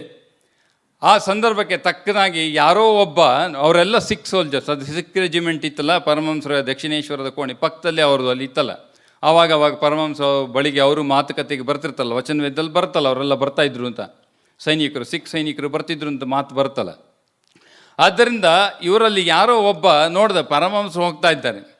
ಸೈನ್ಯದಲ್ಲಿ ನಿಯಮ ಅಂತಂದರೆ ನಿಯಮ, ಒಂದು ಚೂರು ಆಚೀಚೆ ಮಾಡೋ ಹಾಗಿಲ್ಲ. ಆದರೂ ಇವ್ನಿಗೆ ಹೆಂಗೋ ಕಣ್ಣು ತಪ್ಪಿ ಪರಮಹಂಸರು ಕಂಡುಬಿಟ್ರು. ತಕ್ಷಣ ಇವ್ರೇನು ಮಾಡಿದ್ರು, ಅಷ್ಟೂ ಜನ ಅಟೆನ್ಷನ್. ಅವನು ಹೇಳ್ಕೊಳ್ತಾ ಇದ್ದಾನೆ, ಲೆಫ್ಟ್ ರೈಟ್ ಹೇಳ್ತಾ ಇದ್ದಾನೆ, ಮಹಾಶಯ ಕುದುರೆ ಮೇಲೆ ಕೂತ್ಕೊಂಡು. ಇವ್ರಿಗೆ ಯಾರಿಗೂ ಅದು ಗಮನ ಇಲ್ಲ. ಇವರು ಅಷ್ಟೂ ಜನ ನಿಂತು ಏನು ಮಾಡಿದ್ರು, ಅದೇ ರಸ್ತೆಯಲ್ಲಿ ಪರಮಹಂಸಕ್ಕೆ ಸಾಷ್ಟಾಂಗ ಪ್ರಣಾಮ ಮಾಡಿಬಿಟ್ರು. ಅಷ್ಟೂ ಜನ ಡ್ರೆಸ್ಸಲ್ಲಿ ಇದ್ದಾರೆ, ಯೂನಿಫಾರ್ಮಲ್ಲಿ, ಬ್ರಿಟಿಷ್ ಸೋಲ್ಜರ್ ಇದ್ದಾನೆ ಎದುರುಗಡೆ, ಅವನು ಆರ್ಮಿ ಆಫೀಸರ್. ಇವನು ಹಿಂದೆ ನೋಡ್ತಾನೆ, ಇವ್ನಿಗೆ ಆಶ್ಚರ್ಯ ಆಯ್ತು, ಇದೇನಿದ್ದು ಇದು ಯಾರಿಗೆ ನಮಸ್ಕಾರ ಮಾಡ್ತಾರೆ? ಇಷ್ಟು ಜನ ಲೆಕ್ಕ ಹಾಕ್ಕೊಳ್ಳಿ. ಪರಮಹಂಸರು ಏನು ನಮ್ಮ ಥರ ಲೆಕ್ಚರ್ ಮಾಡೋಕ್ಕೆ ಹೋಗಿದ್ದಲ್ಲ, ಯಾರಿಗೂ ಹೇಳ್ಕೊಂಡು ಹೋಗಿದ್ದಲ್ಲ. ಅವನು ಪಾಡಿಗೆ ಒಂದು ದಕ್ಷಿಣೇಶ್ವರ ಕೂತಿದ್ದ. ಇಷ್ಟು ಜನ ಏನು ಅಪರೂಪಕ್ಕೆ ಆಗೊಮ್ಮೆ ಈಗೊಮ್ಮೆ ಮಾತಾಡಿದ್ದಷ್ಟೇ. ವಿಶೇಷವಾಗಿ ಏನಾದ್ರು ಪರಮಹಂಸ ಮಾತಾಡಿದರೆ ಆ ಜಗಭೂಷಣ ಅಂತಂದರೆ ಅವನು ಹಾಗೆ ಮೋಚನ ಅಘದೂಷಣ ಜಗಭೂಷಣ ಅಂದರೆ ಎಲ್ಲಿದ್ದರೂ ಜಗಭೂಷಣ, ವ್ಯಕ್ತವಾದರೂ ಅವ್ಯಕ್ತವಾದರೂ ಅದು ಜಗಭೂಷಣವೇ. ಅವರು ಇಷ್ಟೂ ಜನ 900 ಜನ ಸಾಷ್ಟಾಂಗ ಪ್ರಣಾಮ ಮಾಡಿ ಆಮೇಲೆ ಎದ್ದು ನಿಂತು ಹೇಳ್ತಾರೆ, ಸರ್ ನಮಗೇನು, ನಾವು ಈ ನಿಯಮ, ಸೈನ್ಯದ ನಿಯಮವನ್ನು ಮುರಿದಿದ್ದೇವೆ, ನೀವು ಏನು ಬೇಕಾದ್ರೆ ಶಿಕ್ಷೆ ಮಾಡ್ಬೋದು. ನಮ್ಮ ಗುರುಗಳು ಹೋದಾಗಿದ್ದು ನಮ್ಮ ನಿಯಮ, ರಸ್ತೆಯಲ್ಲಿ ಸಾಷ್ಟಾಂಗ ಪ್ರಣಾಮ, ಗುರುಗಳನ್ನು ಕಂಡಾಗ ಅವ್ರ ಗೌರವವನ್ನು ಸಲ್ಲಿಸ್ಬೇಕು. ನಾನು ಆಗಲೇ ಹೇಳ್ತನಲ್ಲ, ಅದು ಸಾಧಾರಣ ನಿಯಮ. ಅದು ಮಾಡದೇ ಇದ್ದರೆ ದೋಷ ಬರ್ತದೆ ನಮಗೆ. ನಮ್ಮ ಗುರುಗಳು ಹೋಗ್ತಾ ಇದ್ದಾರೆ, ನಮ್ಮ ನಿಯಮ ಸಾಷ್ಟಾಂಗ ಪ್ರಣಾಮ. ಸೈನ್ಯ 2ನೇ ಹಂತ. ಮೊದಲು ನಮ್ಮ ಗುರುಗಳು, ಅವರಿಗೆ ಗೌರವ. ಇವನು ಜಗಭೂಷಣ. ಈಗ ಮುಂದಿಂದು ಚಿದ್ಘನಕಾಯ್. ಹಾಗೆ ಅರ್ಥ ಚಿನ್ಮಯ ಮೂರ್ತಿ, ಚೈತನ್ಯಮಯ. ಚಿತ್ ಅನ್ನೋದಕ್ಕೆ ವೇದಾಂತದಲ್ಲಿ ಜ್ಞಾನ ಅಂತ ಅರ್ಥ ಹೇಳ್ತಾರೆ, ಅವೇರ್ನೆಸ್. ಇದರ ಚಿದ್ಘನ ಅಂತ ಕಾಯ್ ಅಂದ್ರೇನು? ಸಚ್ಚಿದಾನಂದವೇ ಘನವಾಗಿ. ಅದಕ್ಕೆ ಉದಾಹರಣೆ ಅದು ಯಾವಾಗಲೂ ಹೇಳ್ತಿರ್ತೀನಿ. ಹಾಲಿನ ಘನ, ನೀರಿನ ಘನ ಅಂದ್ರೇನು? ಹಾಲು ಬಿಟ್ಟು ಚೆನ್ನಾಗಿ ಕುದಿಸಿದಾಗ ಮಾತ್ರ ಘನವಾಗೋದು ವಸ್ತು. ಡಿಸ್ಟಿಲ್ಡ್ ವಾಟರ್ ಅಂದ್ರೇನು? ಕುದಿಸಿದ್ದಂತೆ ಆವಿಯಾಗಿದಂಥ ನೀರು ಡಿಸ್ಟಿಲ್ಡ್ ವಾಟರ್. ಹಾಲನ್ನು ಚೆನ್ನಾಗಿ ಕುದಿಸಿದಾಗ ಘನವಾದ ಹಾಲು ಸಿಗ್ತದೆ. ಹಾಗೆ ಇದು ಸಂಪೂರ್ಣವಾಗಿ ಸಚ್ಚಿದಾನಂದನ ಘನ ಈ ರಾಮಕೃಷ್ಣ ನರ. ರೂಪ ಮಾತ್ರ, ಧರ ರೂಪಧರ ಮಾತ್ರ, ಗುಣ ಎಲ್ಲ ಆ ಸಚ್ಚಿದಾನಂದ ಸ್ವಯಂ, ಅದು ಚಿದ್ಘನ. ಅದಕ್ಕೆ ಪರಮಹಂಸ ಚೆನ್ನಾಗಿದೆಯಲ್ಲ, ಮಾಸ್ಟರ್ ಮಹಾಶಯನ ಪ್ರಥಮ ಭೇಟಿ. ಅವನು ಪರಮಹಂಸ ಸಾಧಾರಣವಾಗಿ ಕೇಳಿದಲ್ಲ, ಸಾಕಾರನ ನಂಬಿಕೆಯೋ ನಿರಾಕಾರದಲ್ಲಿ ನಿನಗೆ ನಂಬಿಕೆಯೋ? ಅವನು ಹೇಳ್ದ, ಮಹಾಶಯರಿ ನಿರಾಕಾರದಲ್ಲಿ. ಯಾವುದರಲ್ಲಿ ಒಂದರಲ್ಲಿ ನಂಬಿಕೆ ಇಟ್ಟರೆ ಯಥೇಷ್ಟ, ಅದು ಒಂದರಲ್ಲಿ ನಿನಗೆ ಶ್ರದ್ಧೆ ಇರಬೇಕು. ಅವನು ಇವನೇನು ಪರಮಹಂಸಕ್ಕೆ ಸ್ವಲ್ಪ ವಿಚಾರ ಹೇಳ್ಕೊಡ್ಬೇಕು, ಪಾಪ ಗೊತ್ತಿಲ್ಲ. ಅವನೇನು ಹೇಳ್ದ, ಮಹಾಶಯರಿ ಹಾಗಾದರೆ ಈಗ ಮಣ್ಣಿನ ಮೂರ್ತಿಗಳಿಗೆ ಪೂಜೆ ಸಲ್ಲಿಸುವುದು ತಪ್ಪಲ್ಲವೇ ಅಂತ ಹೇಳ್ದ. ಅವನು ಮಾತು ಇನ್ನೇನು ಮುಂದಕ್ಕೆ ಹೋಗೋದ್ರೊಳಗೆ ಪರಮಹಂಸರು ಅವನ ಮಾತನ್ನು ತಡೆ ಹಿಡಿದು ಹೇಳ್ತಾರೆ, ಮಣ್ಣಿನ ಮೂರ್ತಿ ಯಾಕೆ, ಚಿನ್ಮಯ ಮೂರ್ತಿ. ಅವನ ಮಾತು ಮುಂದುವರ್ಸ್ಲಿಕ್ಕೆ ಬಿಡಲಿಲ್ಲ. ಅವನು ಹೇಳಿದ, ಈ ಮಣ್ಣಿನ ಮೂರ್ತಿಗಳಿಗೆ ಪೂಜೆ ಯಾಕೆ ಸಲ್ಲಿಸ್ಬೇಕು? ಯಾಕಂದ್ರೆ ನನ್ನ ಮೂರ್ತಿ ಪೂಜೆ ಒಪ್ಪೋನಲ್ಲ. ಯಾಕೆ? ಬ್ರಾಹ್ಮ ಸಮಾಜದವ್ರು ಹೇಳಿದರು ಮೂರ್ತಿ ಪೂಜೆ ತಪ್ಪು ಅಂತ. ಅದನ್ನು ನಂಬ್ದ ಇವನು ನರೇಂದ್ರ ಎಲ್ಲ. ಅದಕ್ಕಾಗಿ ಇವನು ಹೇಳ್ತಾನೆ, ಮಹಾಶಯರೇ ಮಣ್ಣಿನ ಮೂರ್ತಿ. ಪರಮಹಂಸ ಆ ಕ್ಷಣದಲ್ಲೇ ಹೇಳ್ತಾರೆ, ಮಣ್ಣಿನ ಮೂರ್ತಿ ಯಾಕೆ, ಚಿನ್ಮಯ ಮೂರ್ತಿ. ಇದು ಚಿದ್ಘನಕಾಯ್. ಈ ಕಾಳಿ ಮಂದಿರಲ್ಲಿ ಪರಮಹಂಸ ಸಾಧನೆಯಲ್ಲಿ ಹಾಗೆ ಕಾಳಿ ಅವರು ನಿಮ್ಮ ನೆನಪಿರಕ್ಕಲ್ಲ, ಪರಮಹಂಸ ಜೀವನದಲ್ಲಿ ಅವ್ರೇನು ಮಾಡ್ತಾರೆ, ಒಂದು ದೀಪವನ್ನು ತೆಗೆದುಕೊಂಡು ಹೋಗಿ ಕಾಳಿ ಮುಂದೆ ಇಡ್ತಾರೆ. ದೀಪವನ್ನು ಹಿಡ್ಕೊಂಡು ನಿಂತ್ಕೊಂಡಿರ್ತಾರೆ. ಏನು ಇದು? ಕೇವಲ ಕಲ್ಲಿನ ಮೂರ್ತಿ ಆದರೆ ಇದರ ನೆರಳಿರಬೇಕು. ಹೀಗೆ ಸಾಕ್ಷಾತ್ತಾಗಿ ಇಲ್ಲಿದ್ದರೆ, ಚಿನ್ಮಯ ಮೂರ್ತಿಯಾಗಿ ಇಲ್ಲಿದ್ದರೆ ಇದರ ನೆರಳು ಬೀಳಬಾರದು. ಹಾಗಾಗಿ ಅವರು ದೀಪವನ್ನು ಹಿಡಿದು, ಎಷ್ಟು ಚೆನ್ನಾಗಿ ಅದಕ್ಕೆ ಹೇಳಿದ್ನಲ್ಲ, ಒಂದೊಂದು ಘಟನೆಯನ್ನು ನಿಲ್ಲಿಸಿ ಧ್ಯಾನಿಸಬೇಕು. ಈ ದೀಪವನ್ನು ಹಿಡಿದು ಪರಮಹಂಸ ನೋಡ್ತಾರೆ, ಇಡೀ ಗರ್ಭಮಂದಿರದಲ್ಲಿ ಕಾಳಿಯ ಯಾವ ನೆರಳು ಇರುವುದಿಲ್ಲ. ಇದನ್ನು ಯಾರು ಹೇಳ್ತಾರೆ? ನಿಸ್ತಾರಿಣಿ ಘೋಷು ಸ್ವಾಮಿ ಅಂಬಿಕಾನಂದರಿಗೆ ಹೇಳ್ತಾರೆ. ಏನು ಹೇಳ್ತಾರೆ? ಸ್ವಾಮಿ ಅಂಬಿಕಾನಂದರು ನಿಸ್ತಾರಿಣಿ ಘೋಷನ ಮಗ. ಆ ಹುಟ್ಟಿದಾಗ ಬಂದು ಪರಮಹಂಸಗೆ ಅರ್ಪಣೆ ಮಾಡ್ತಾರಲ್ಲ, ಮಹಾಶಯರೇ ಸ್ವೀಕಾರ ಮಾಡಬೇಕು ನನ್ನ ಮಗುವಿನ ಅಂತ. ಅದಕ್ಕೆ ನಿಸ್ತಾರಿಣಿ ಪರಮಹಂಸ ಹೇಳ್ತಾರೆ, ಸಮಯ ಬಂದಾಗ ನಾನು ನಿನ್ನನ್ನು ಸ್ವೀಕಾರ ಮಾಡ್ತೇನೆ ಅಂತ ಹೇಳಿದ್ರು. ಆಮೇಲೆ ಅವರು ರಾಮಕೃಷ್ಣ ಮಿಷನ್ ಸೇರಿ ಸ್ವಾಮಿ ಅಂಬಿಕಾನಂದ ಅದು ಬೆಂಗಳೂರಿಗೆ ಬಂದಿದ್ದು ಬ್ರಹ್ಮಾಂದ್ರ ಜೊತೆಗೆ. ಬಹಳ ಸುಂದರವಾಗಿ ಹಾಡೋರು ಅವರೇ. ಶುದ್ಧ ಬ್ರಹ್ಮ ಪರಾತ್ಪರ ರಾಮು ನಮ್ಮ ರಾಮಕೃಷ್ಣ ಮಿಷನ್ಲಿ ದಕ್ಷಿಣ ಭಾರತದಲ್ಲಿ ಬಂದು ಕಲಿತು ಇಡೀ ಮಿಷನ್ಲಿ ಇಂಟ್ರೊಡ್ಯೂಸ್ ಮಾಡಿದ್ದು ಸ್ವಾಮಿ ಅಂಬಿಕಾನಂದರು. ಈ ಅಂಬಿಕಾನಂದರಿಗೆ ನಿಸ್ತಾರಣಿ ಘೋಷು ಒಂದು ಘಟನೆಯನ್ನು ಹೇಳ್ತಾರೆ. ಪರಮಹಂಸ ನಿಸ್ತಾರಣಿ ಘೋಷಿಗೆ ಹೇಳಿದ್ದನ್ನು ಆಕೆ ಅಂಬಿಕಾನಂದರಿಗೆ ಹೇಳ್ತಾ ಇದ್ದಾರೆ. ನೋಡು, ಒಮ್ಮೆ ನನ್ನ ಶರೀರವನ್ನು ನೋಡ್ಕೊಳ್ತಾ ಇದ್ರು ಪರಮಹಂಸ. ತಮ್ಮ ಶರೀರವನ್ನು ನೋಡ್ಕೊಳ್ತಾ ಇದ್ದಾಗ ಇಡೀ ಶರೀರ ಅವ್ರಿಗೆ ಯಾವ ರೀತಿ ಕಾಣಿಸ್ತಾ ಇತ್ತಂತೆ? ಸ್ಫಟಿಕವಾಗಿ ಕಾಣಿಸ್ತಾ ಇತ್ತಂತೆ. ನಮಗೆ ಯಾವಾಗಲೂ ನೆರಳು ಯಾವಾಗ ಬರ್ತದೆ?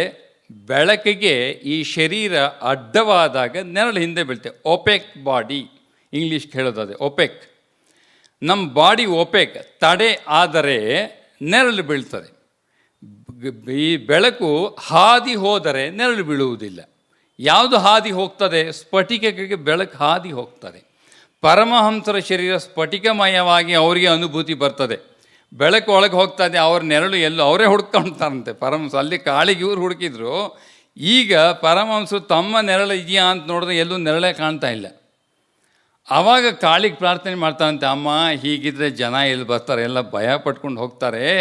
ನಾನು ಭಗವಂತನ ಸ್ಮರಣೆಯನ್ನು ಮಾಡಿಕೊಂಡು ಎಲ್ಲರೊಂದಿಗೂ ಬೆರೀಬೇಕು ಅಂತ ಆಸೆ ಇದೆ. ದಯವಿಟ್ಟು ಎಲ್ಲ ಇದು ಒಳಗಿಟ್ಟು ಬಿಡು, ಹೊರಗೆ ಕಾಣಿಸ್ದಂತೆ ನೋಡ್ಕೋ. ಚಿದ್ಘನಕಾಯ್.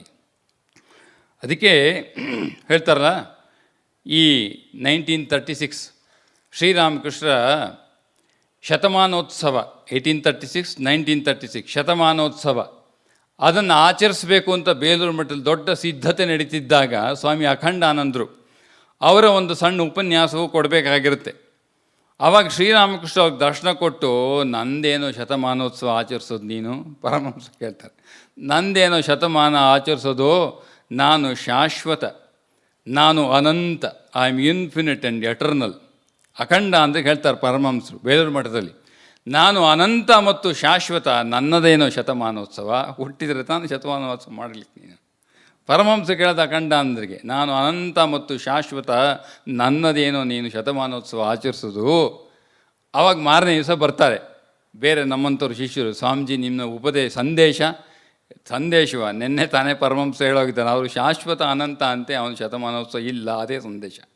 ಅವರು ಅದನ್ನೇ ಸಂದೇಶ ಕೊಡೋದು ಈ ಪೇಪರ್ಗೆ.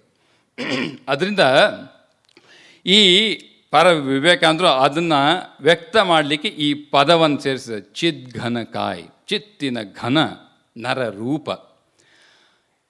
ಈ ಗಿರೀಶ್ ಚಂದ್ರ ಘೋಷ್ ಬಹಳ ಸುಂದರವಾಗಿ ಹೇಳ್ತಾನೆ, ತುಂಬ ವರ್ಷ ಪರಮಹಂಸರ ಸಂಪರ್ಕಕ್ಕೆ ಬಂದು ಹಲವು ವರ್ಷಗಳಾದರೂ ಕೂಡ ಇವನು ಯಾರು ಅಂತ ಅರಿವಿಗೆ ಬರ್ತಾನೆ ಇಲ್ಲ. ಯಾರು ಇವನು? ಅದು ಯಾವಾಗ ಇವನಿಗೆ ಅರಿವಿಗೂ ತಾನು ಯಾರು ಅಂತ, ಪರಮಹಂಸ ಯಾರು ಅಂತ ಇವನಿಗೆ ಅರಿವಿಗೆ ಬರ್ತಾ ಇಲ್ಲ ಅಂತ ಅರಿವಿಗೆ ಬರುವುದು ಯಾವಾಗ, ಪರಮಹಂಸ ಜೊತೆಗೆ ಅವನು ಪಾನಿಹಾಟಿ ಮಹೋತ್ಸವಕ್ಕೆ ಹೋಗಿರ್ತಾನೆ. ಪಾನಿಹಾಟಿ ಯಾರು ಹೋಗಿರ್ತೀರಿ, ಗಂಗಾ ತೀರದ ಆ ಬದಿ. ಈಗೆಲ್ಲ ಅಷ್ಟೊಂದು ಮಂದಿರಗಳೆಲ್ಲ ಚಿಕ್ಕದಾಗಿದೆ, ಬಟ್ ನೀವು ವಚನ ವೇದವನ್ನು ಮತ್ತು ಗ್ರೇಟ್ ಮಾಸ್ಟರನ್ನು ಓದ್ಕೊಂಡು ಹೋಗಿದರೆ ಭಾವಿಸ್ಲಿಕ್ಕಾಗುತ್ತೆ. ಇಲ್ಲಾಂದರೆ ಈಗಿನ ಪರಿಸ್ಥಿತಿಯಲ್ಲಿ ಅಷ್ಟೊಂದು ಭಾವಿಸ್ಲಿಕ್ಕಾಗಲ್ಲ. ಒಳಗಡೆಯಿಂದ ಮಾತ್ರ ಹೊರಗಡೆ ನೋಡ್ಬೋದು, ಹೊರಗಡೆಯಿಂದ ಒಳಗಡೆ ತೊಗೊಳಕ್ಕಾಗಲ್ಲ. ಆ ಪಾನಿಹಾಟಿ ಆ ಕೃಷ್ಣ ದೇವಸ್ಥಾನ ಎಲ್ಲ ಇದೆಯಲ್ಲ, ಅಲ್ಲಿ ಪರಮಹಂಸರು ಉನ್ಮತ್ತರಾಗಿ ಇಡೀ ದಿವಸ ಅಲ್ಲಿ ಇಲ್ಲೊಂದು ಕಡೆ ಸಂಕೀರ್ತನೆ, ಇಲ್ಲಿ ಇದ್ದಾರೆ, ಮತ್ತು ಕೃಷ್ಣನ ದೇವಸ್ಥಾನ ಸಂಕೀರ್ತನೆ, ಮತ್ತು ಬೇರೆ ಕಡೆ ಎಲ್ಲ ಕಡೆ ಪರಮಹಂಸ ಹೋದಲ್ಲಿ ಜನ ಸೇರ್ತಾ ಇದ್ದಾರೆ. ಅಲ್ಲಿ ವರ್ಣನೆ ಬರ್ತಲ್ಲ ಗ್ರೇಟ್ ಮಾಸ್ಟ್ರಲ್ಲಿ, ಎಲ್ಲಿವರೆಗೆ ಈ ನರ್ತನೆ ಈ ಕೀರ್ತನೆಯ ಒಂದು ಭಾವ ತೇಲಿ ಹೋಗ್ತಾ ಇದೆ ಅಂತಂದರೆ, ಗಂಗಾ ನದಿನಲ್ಲಿ ಹೋಗ್ತಾ ಇರ್ತಕ್ಕಂಥ ದೋಣಿನಲ್ಲಿ ಹೋಗ್ತಾ ಇದ್ದವರೆಲ್ಲರೂ ಕೂಡ ಅವನು ಅಂಬಿಗ ಇದನ್ನು ಚಾವಣಿ ಹಾಕೋದನ್ನೇ ನಿಲ್ಲಿಸ್ಬಿಡ್ತಾನೆ. ಯಾಕಂದರೆ ಅಷ್ಟು ಮಧುರವಾಗಿ ಕೇಳಿ ಬರ್ತಾ ಇದೆ ಆ ಕೀರ್ತನೆ ಸಪ್ಪಳ. ಅವನು ಎಲ್ಲರೂ ದೋಣಿಲಿ ಹಾಗೇ ನಿಲ್ತು, ಎಲ್ಲರೂ ಮಗ್ನರಾಗಿ ಬಿಟ್ಟಿದ್ದ. ದೋಣಿ ಮುಂದಕ್ಕೆ ಹೋಗ್ತಾ ಇಲ್ಲ, ಅಲ್ಲೇ ನಿಂತಿದೆ. ಹೋಗ್ತಿದ್ದ ಜನಗಳೆಲ್ಲ ಈ ನರ್ತನೆಯನ್ನು ಆ ದಡವಲ್ಲಿ ಆಗ್ತಿದ್ದಂಥದ್ದನ್ನು ಭಾವಿಸ್ಕೊಂಡು ಅಲ್ಲೇ ನಿಂತಿದ್ದಾರೆ. ಯಾಕೆ? ಅಲ್ಲಿ ಪರಮಹಂಸನ ಕೀರ್ತನೆ ನರ್ತನೆ ನಡೀತಿದೆ, ಅಲ್ಲಿ ಪರಮಹಂಸ ಇದ್ದಾನೆ. ಹಾಗಾಗಿ ಈ ಇಡೀ ದಿವಸ ಗಿರೀಶ್ ಚಂದ್ರ ಘೋಷ್ ಪಾನಿಹಾಟಿ ಮಹೋತ್ಸವದಲ್ಲಿ ಗಿರೀಶ್ ಚಂದ್ರ ಘೋಷ್ ಭಾಗಿಯಾಗಿರ್ತಾನಲ್ಲಿ. ಅವನು ಹೇಳ್ತಾನೆ, ಇಡೀ ದಿವಸ ಪರಮಹಂಸರು ನೋಡಿದ್ದೀನಿ, ಪ್ರತಿ ಕ್ಷಣವೂ ಕೂಡ ಅವರ ಭಾವ, ಈ ಕ್ಷಣ ಇದ್ದಂತೆ ಭಾವ, ಇನ್ನೊಂದು ಕ್ಷಣವು ಅವನು ಈ ಭಾವ, ಒಂದೊಂದು ಕ್ಷಣದಲ್ಲಿ ಒಂದೊಂದು ಸಮಯದಲ್ಲಿ ಇಡೀ ದಿವಸದಲ್ಲಿ ಅವ್ರ ಭಾವ ಹೇಗೆ ಬದಲಾಗ್ತಾ ಇದೆ ಅಂದರೆ, ಅವ್ರು ಯಾರು ಅಂತ ಅರಿಲಿಕ್ಕಾಗ್ತಾ ಇಲ್ಲ. ಅವನು ಪುರುಷನೋ ಪ್ರಕೃತಿನೋ ಯಾರು ಗೊತ್ತಾಗ್ತಾ ಇಲ್ಲ.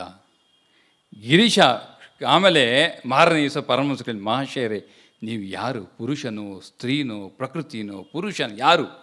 ಪರಮಹಂಸ, ನಾನು ಯಾರು ಅಂತ ನನಗೆ ಗೊತ್ತಿಲ್ಲ. ಪರಮಹಂಸ ಗಿರೀಶನಿಗೆ ಹೇಳ್ತಾರೆ. ಇವನು ಹಿಂದಿನ ದಿವಸ ಇದು ನೋಡ್ತಾನೆ, ಆಮೇಲೆ ಅವ್ನು ಮುಂದೆ ಯಾವಾಗಲೂ ಹೇಳ್ತಿರ್ತಾನೆ, ಆ ಪಾಣಿಹಾಟಿ ಮಹೋತ್ಸವಾದಿ ಪರಮಹಂಸರು ಕಂಡ ನಂತರ ಅವ್ರು ಯಾರು ಅಂತ ನಂಗೆ ಗೊತ್ತಾಗ್ತಾ ಇಲ್ಲ. ಯಾಕೆ? ನರರೂಪಧರ ಆದದು ಚಿದ್ಘನಕಾಯ್. ಅದರಿಂದ ಇದನ್ನು ನಾವು ನೆನಪಿಟ್ಕೋಬೇಕು. ಅದಕ್ಕೆ ಹೇಳ್ದಲ್ಲ, ಒಂದೊಂದು ಪದಕ್ಕೂ ತುಂಬ ಅದ್ಭುತವಾಗಿದೆ. ವಿವೇಕಾನಂದರು ಒಬ್ಬ ಋಷಿ ಆದ್ದರಿಂದ ಅವನು ಋಷಿಯ ಅನುಭವಗಳಿದನ್ನೆಲ್ಲ ಈ ಖಂಡನ. ಅದಕ್ಕೆ ನನಗೆ ಈ ನಮ್ಮ ಬೆಂಗಳೂರಿನಲ್ಲಿ ಹಾಡೋ ಈ ಖಂಡನ ಭಾವ ಬಂಧನ ಅಷ್ಟೊಂದು ಸಾರಸ್ಯ, ನನಗೂ ಸಾರಸ್ಯ ಇಲ್ಲ. ಈ ಬೇಲೂರು ಮಠದಲ್ಲಿ ಹಾಡೋದು, ಅಲ್ಲಿ ಹೋದಾಗೆಲ್ಲ ಭಾಳ ಸಂತೋಷ ಆಗುತ್ತೆ. ಈ ಸಂಜೆ ಆರತಿಗೆ ಮಾತ್ರ ಎಲ್ಲೂ ಹೋಗಬಾರ್ದು. ಎರಡು ಪೂರ್ತಿ ಖಂಡನ ಹೇಳಿ ಮತ್ತೆ ಖಂಡನ ಎರಡನೇ ಸ್ಪೀಡಿಗೆ ಬಂದು ಮತ್ತೆ ಸಂಪದಕ್ಕೆ ಬಂದು ಸಂಪದ ಮತ್ತೆ ಹೇಳಿ ಮತ್ತೆ ಮೂರನೇ. ನಮ್ಮ ಕೆಲವರು ಬಾಲಕ ಸಂಘದ ಹುಡುಗರು ಮೊದಲೇ ಸಲ ಹೋಗಿದ್ರು. ನಾನು ಹೇಳಿದೆ ಆರತಿ ಮಾತ್ರ ತಪ್ಪಿಸ್ಕೊಳ್ಳೋ ಹಾಗಿಲ್ಲ ಬೇಲೂರು ಮಠದಲ್ಲಿ ಅಂತ.